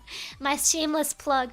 But yes, I appreciate all of you, and every single one of you mean a lot to me, and your support means a lot to me. So thank you. Thank you. I hope I can continue being an awesome possum fairy. I can't believe I just said possum. Ew. I hope I can continue being an awesome chalky fairy overlord, running a tight ship on this big dungeon that doesn't float in the water. And I really do hope you've made some good friends in the community. I think that's one of the things I feel so thankful, is that our community is mostly really positive, and people who are kind and considerate, care about people's privacy, but also care about being good friends. So yeah, I hope that is something you guys get to experience as you're here in the community. Okay, are you ready? Are you ready? Last two questions. I think someone asked just now if I'm taking more questions. I'll take more questions another time. I'll do another advice stream if you guys like this. We can do another advice stream in the future, but for now, we'll do one more after this one, and we'll call it good. Awesome possum. That's right. I'm in deep love with my best friend. She's in a relationship, but she'd be much better off with me, and we both know it. We tell each other absolutely everything we know about each other's feelings. We have tried several times to get away from each other without success because we love each other too much. Our connection is absolute. We are clearly made for each other. I try every day to be better for her because I feel that she is the one, and she is very hesitant. What would you do in my place? This is hard. It seems like you guys, it seems like from your perspective, you really like her and you feel like she really likes you, and maybe that's the case. But you can't, again, this is like that situation you can't force. You can't force these things, right? You can't make someone else try out a relationship with you, even if you know they really like you. Even let's say you're like 1,000% confident they like you back. You still can't make someone act on their feelings. You can't force that. And it'll probably make you both feel really bad in the future if you feel like you were forced into something, or at least she was forced into something that she wasn't ready for. You're forced into something you're ready for. It's why, like, you watch stories about people who clearly like each other, but they don't confess for ages. That's not always because that, like, you know, people are like scared or like shy or something, but because sometimes people just need time to figure out if that's what they want to do. Life is so much more complicated than just one relationship, right? It seems like you're really confident in how you feel and how you think she feels, but I think at the bare minimum, it's important to have respect for someone else's feelings and relationship. And maybe this person is still not fully ready to like be in a relationship in general, or maybe they have something they really value about the relationship they're in. And I think that that's something that that person needs to figure out. So in your place, honestly, I think I would, you know, if your friend clearly knows that you like her, then after you've confessed, I don't think there's more for you to do. You can't keep like pushing and pushing and pushing. In fact, for me, I think that would make me feel really, really uncomfortable with somebody. I think you gotta step back. I think you gotta step back a bit, right?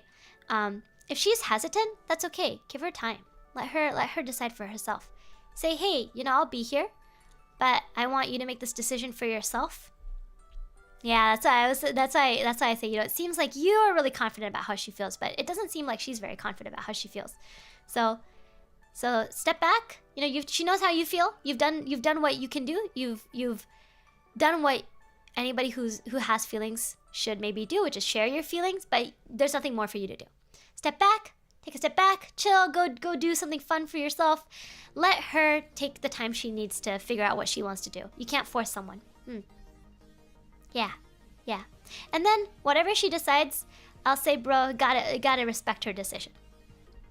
Just like ideally she would respect your decision, gotta respect her decision. That maybe she's not interested in a relationship, or maybe she just really values your friendship, or maybe she just wants to try, you know, spending time with other people. Gotta respect that. But it seems like, I think if I were you, the first thing I would do is step back a bit and give her some space, and give yourself some space.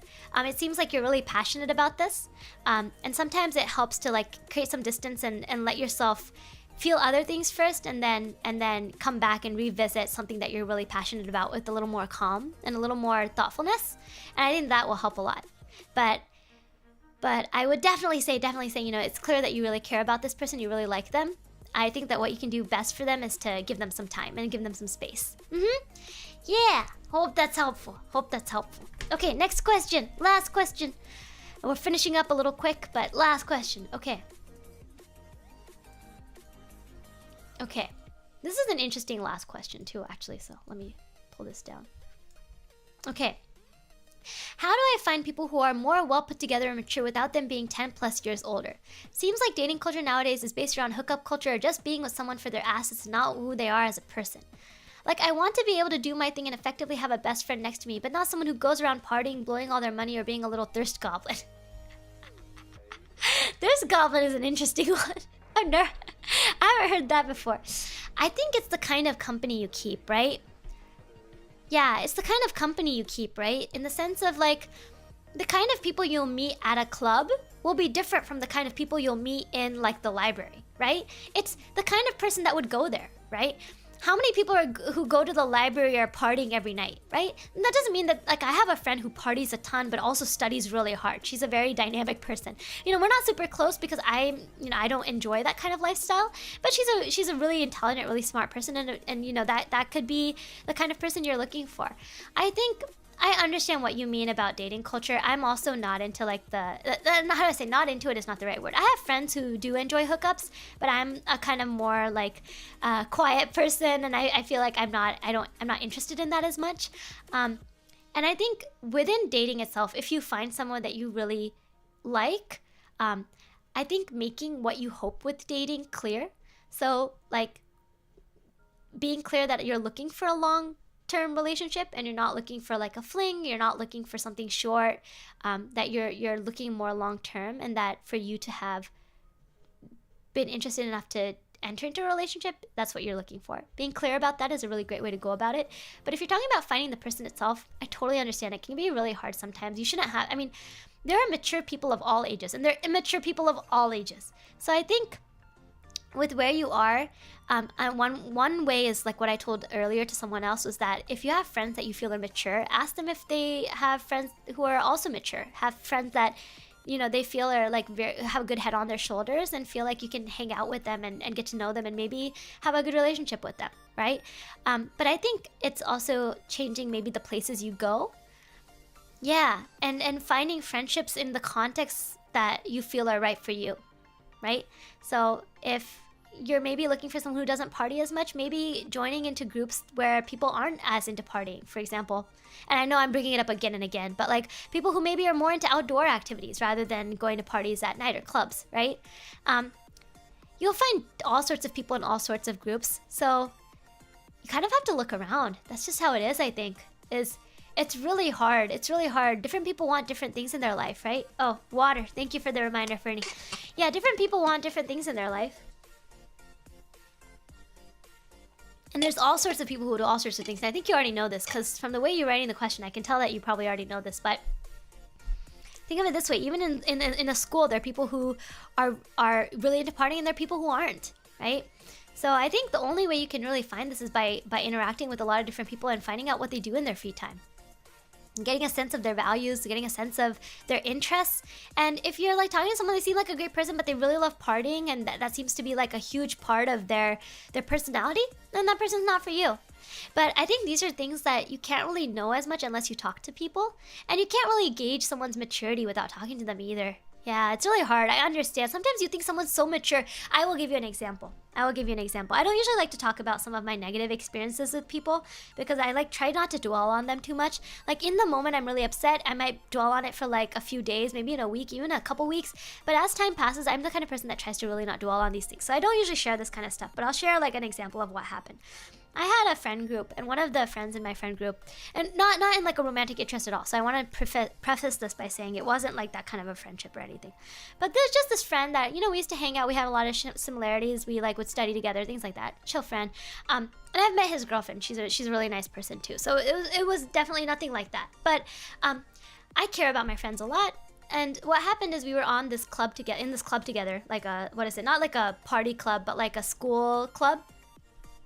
Not like a school situation, school event, school like organization, student organization. And I was in a leadership position at organization, and we were doing some stuff not very well. So I kind of had a meeting with the board, and I said, hey guys, I think we I tried to take responsibility, like we need to do better or something like that. And I made it very clear that we've kind of dropped the ball, like basically saying that, there were some things we need to work on. And my friend who I'm close with outside of this organization was in that leadership board.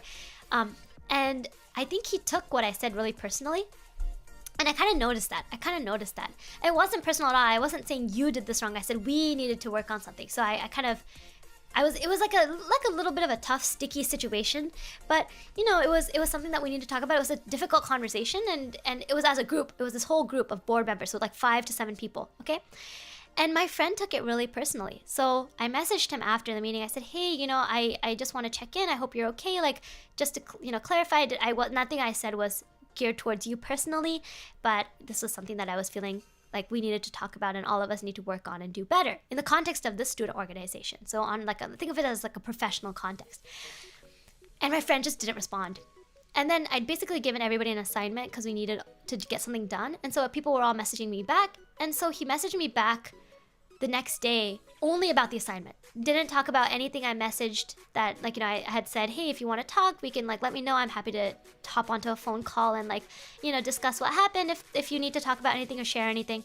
No response. Nothing. No response. And I was like, oh, okay, maybe he just needs some time. I was a little upset, but I was like, it is what it is. And then we had more assignments due, and I got more assignments back from the board, and in that assignment, again, it was super passive-aggressive response. Not even about what I said, but with the assignment, passive-aggressive about the professional work we're doing. And I was just and I was getting really upset too, I think, at that time. And I remember I cried a lot that day because this was a really close friend, and I felt like they why are they ghosting me? Why is this happening? All of this happened, right? And then 3 months, we didn't talk. We ended up not talking. Never talking. That person never talked to me again. And then 3 months later, this bro messages me. He's like, hey, bro, haven't seen you in class. How are you?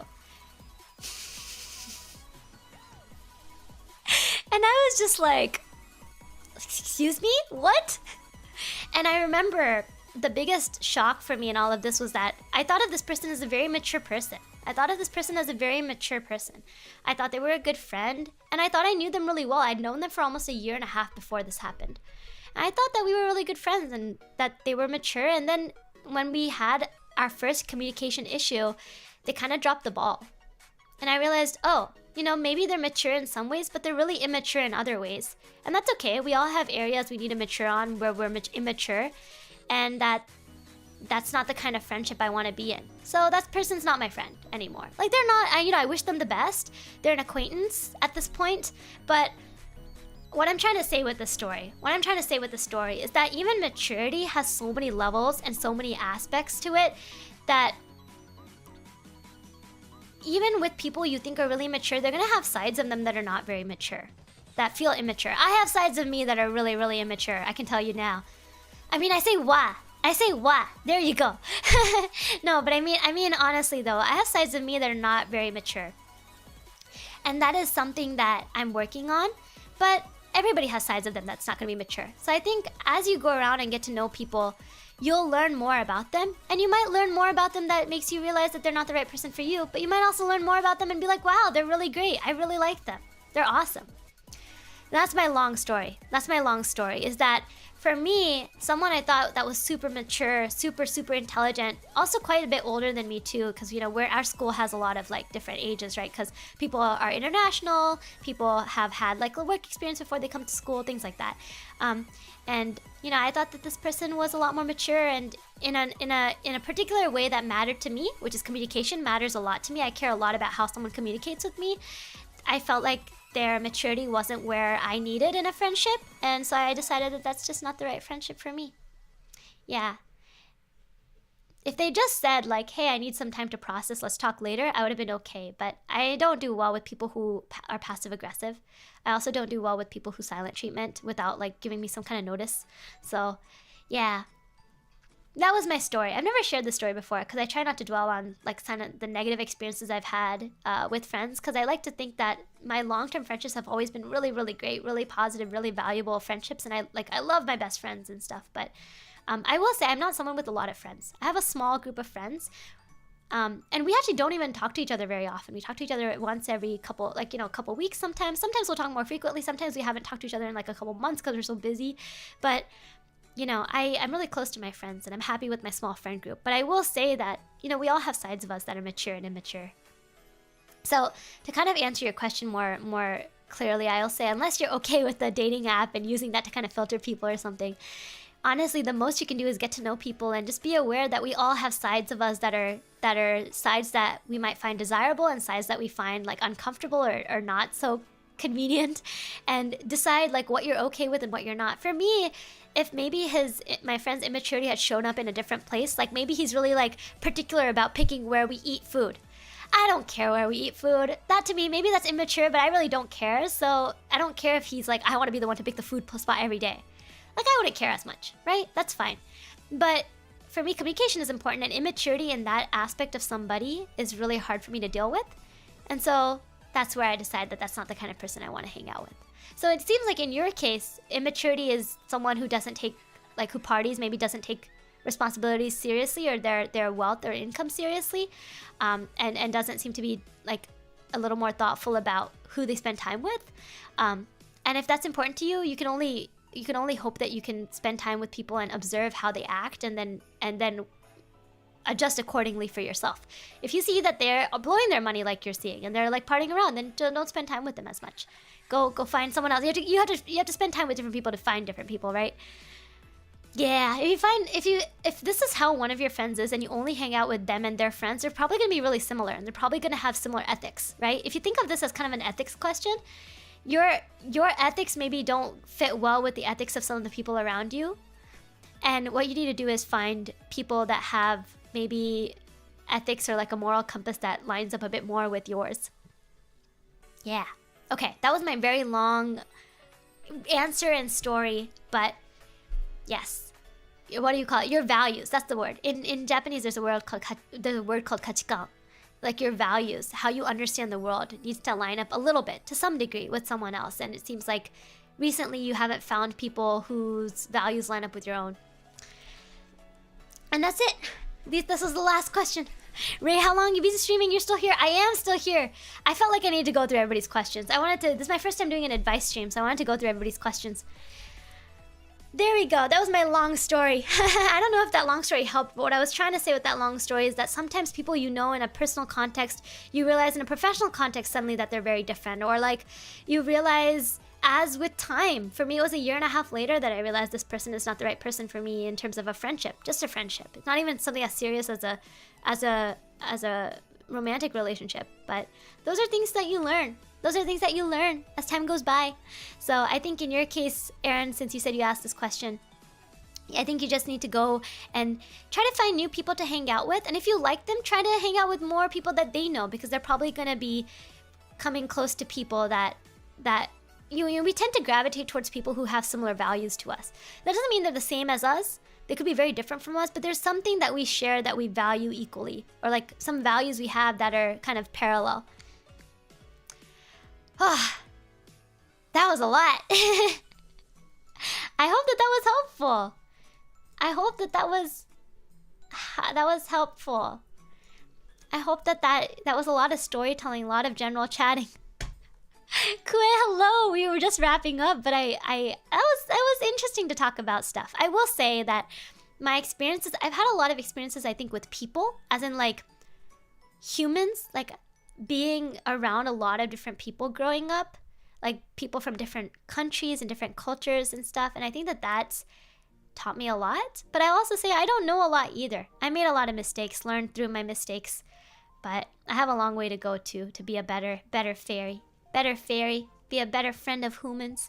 But I hope that to some degree that even if I couldn't answer your question, like I actually hope I didn't give you an answer. I hope I didn't give you like, do this, because that's not, I think, the right way to go about it. I hope that what I gave you instead was something to think about. I hope I gave you something to think about, and now you can kind of decide on your own what you want to do. Yeah, I think for me, like I said earlier when I started the stream, the best advice I've gotten ever when I'm struggling is advice on how to think through something, right? Advice on how to think about an issue rather than here's the answer to the issue. No worries, Kue. It's totally fine. It's totally fine. It's totally fine. This VOD will be up. Me giving you all my awkward stories will be up. Me talking about how my friend tried to get some random dude on the street and me running the opposite direction. That story. Yeah. So I helped you guys. I'm glad. But I hope that this is also general life advice, I think, for interacting with people. It's always communication, and also how you communicate. Not just like I share whatever I think, but like your word choice, the way you share your thoughts, the way you share your feelings, all those things matter. So taking a bit of time to practice too. Like I've practiced before having tough conversations with people. I have a friend who had a really tough conversation with me and wrote down everything they needed to say, because they felt like when they're in the moment, they sometimes struggle to share what they need to say. So they wrote it down and we had a conversation. So, you know, that's completely valid. It might feel a little awkward. You got to find what works for you and your friendships and relationships and interactions with people. But I hope you're able to find something that works. And in the end, I think if you can do your best to communicate and the other person is able to do their best to receive your communication, and you're both able to give each other time to process and interact, you'll have a good relationship, no matter what kind of relationship it is. Yeah, it's hard. I'm still learning. I'm young too. I'm young fairy. I'm still learning too. I make a lot of mistakes too. I struggle. I'm a picky person sometimes. I'm impatient. I have all these things I do really badly. I have so many things I do so bad. I get ashamed to call myself an adult. but you know, I think the best thing you can do is applaud yourself for having recognized that there's something to work on. Recognize that there's a problem and start working on it. Yeah. Recognize what you do well and don't do well and start working on it. And let your friends tell you too. When a friend says they're upset about something, let them tell you. Let them tell you and hear them out. And then think about what you want to do. Do you really feel like that's a problem? Do you feel like it's not a problem? Then you need to decide that. Yeah. Okay. I think that's good. For our Halloween, do you guys see the Melty Choco? Did anybody see the Melty Choco? I got this on Twitter. Hold on. I need to give credit to the person who made the chocolate acid. Choco acid. Well, I saved it on my Ko-Fi. I forgot to put it in the description. I'll put it in the VOD description right after I end stream. Man, I wanted to shout them out. Hold on. Valentine chocolate acid. Where did I find this? I was just so happy to find Melty Choco. Ko-Fi. It was from Ko-Fi. Oh, I think I found it. I think it was... Who was it? Wait, where is it? Valentine's heart-themed overlay. That's not it. That was not it. Oh no, I can't find it. No. It was by Black Kosi. Kosi. I don't know how to say their name, but they're on Twitter. It's BLACK-QUOSE. I got it from their Ko-Fi. Anyway, I was gonna say, do you like the melty choco? Do you like melty choco? Yeah, it's the melty choco at the top. Where is it? Where is Choco Heart? It's gone now. It's there. Ah.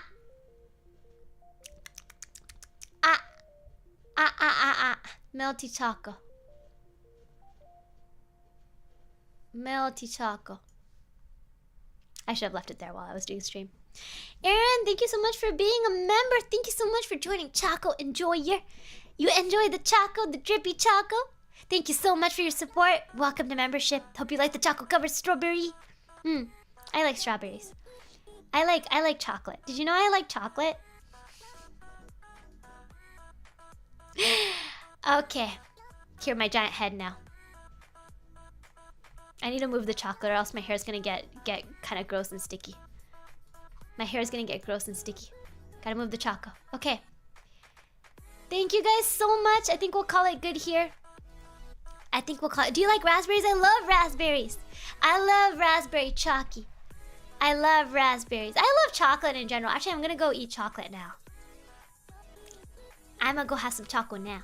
Yeah. Okay, thank you all so much. Otsurochi desu. Otsukaresama desu. I hope this advice was helpful for you. Helpful. Have a good, wonderful rest of your weekend. Have a good rest of your week. Hope you have a good Valentine's Day or Valentine's Appreciation Day where you watch everybody else get choco and you're like, I want the choco. But hope you have a wonderful week and I'll catch you all. Oh, I forgot to announce. Okay, so this week and next week I won't have my streaming computer. I'm gonna try and see if I can set up streaming from my laptop, but I don't know if I can. If I can, there will be like a couple streams this week and next week, but if not, I will be making content most of the week. Yeah, so I'll be uploading little shorts and stuff, little funny shorts, little random shorts, as usual. So you might not see me for a couple weeks, but I'll try my best to see if I can stream on my little laptop. I'll figure it out. Yeah, so I'll catch you guys hopefully soon, but I'll still be around. I'll still be posting stuff on the channel and I'll still be tweeting and stuff, so you'll still see me around. Okay. お疲れです。お疲れさ、お疲れ様です。お疲れ様です。いきなり日本語できなくなった。わあ、いきなり喋んなくなった。お疲れ様です。おつろちです。Have a good rest of your week. Catch you all soon. Have a wonderful rest of your February if I don't catch you then. Bye.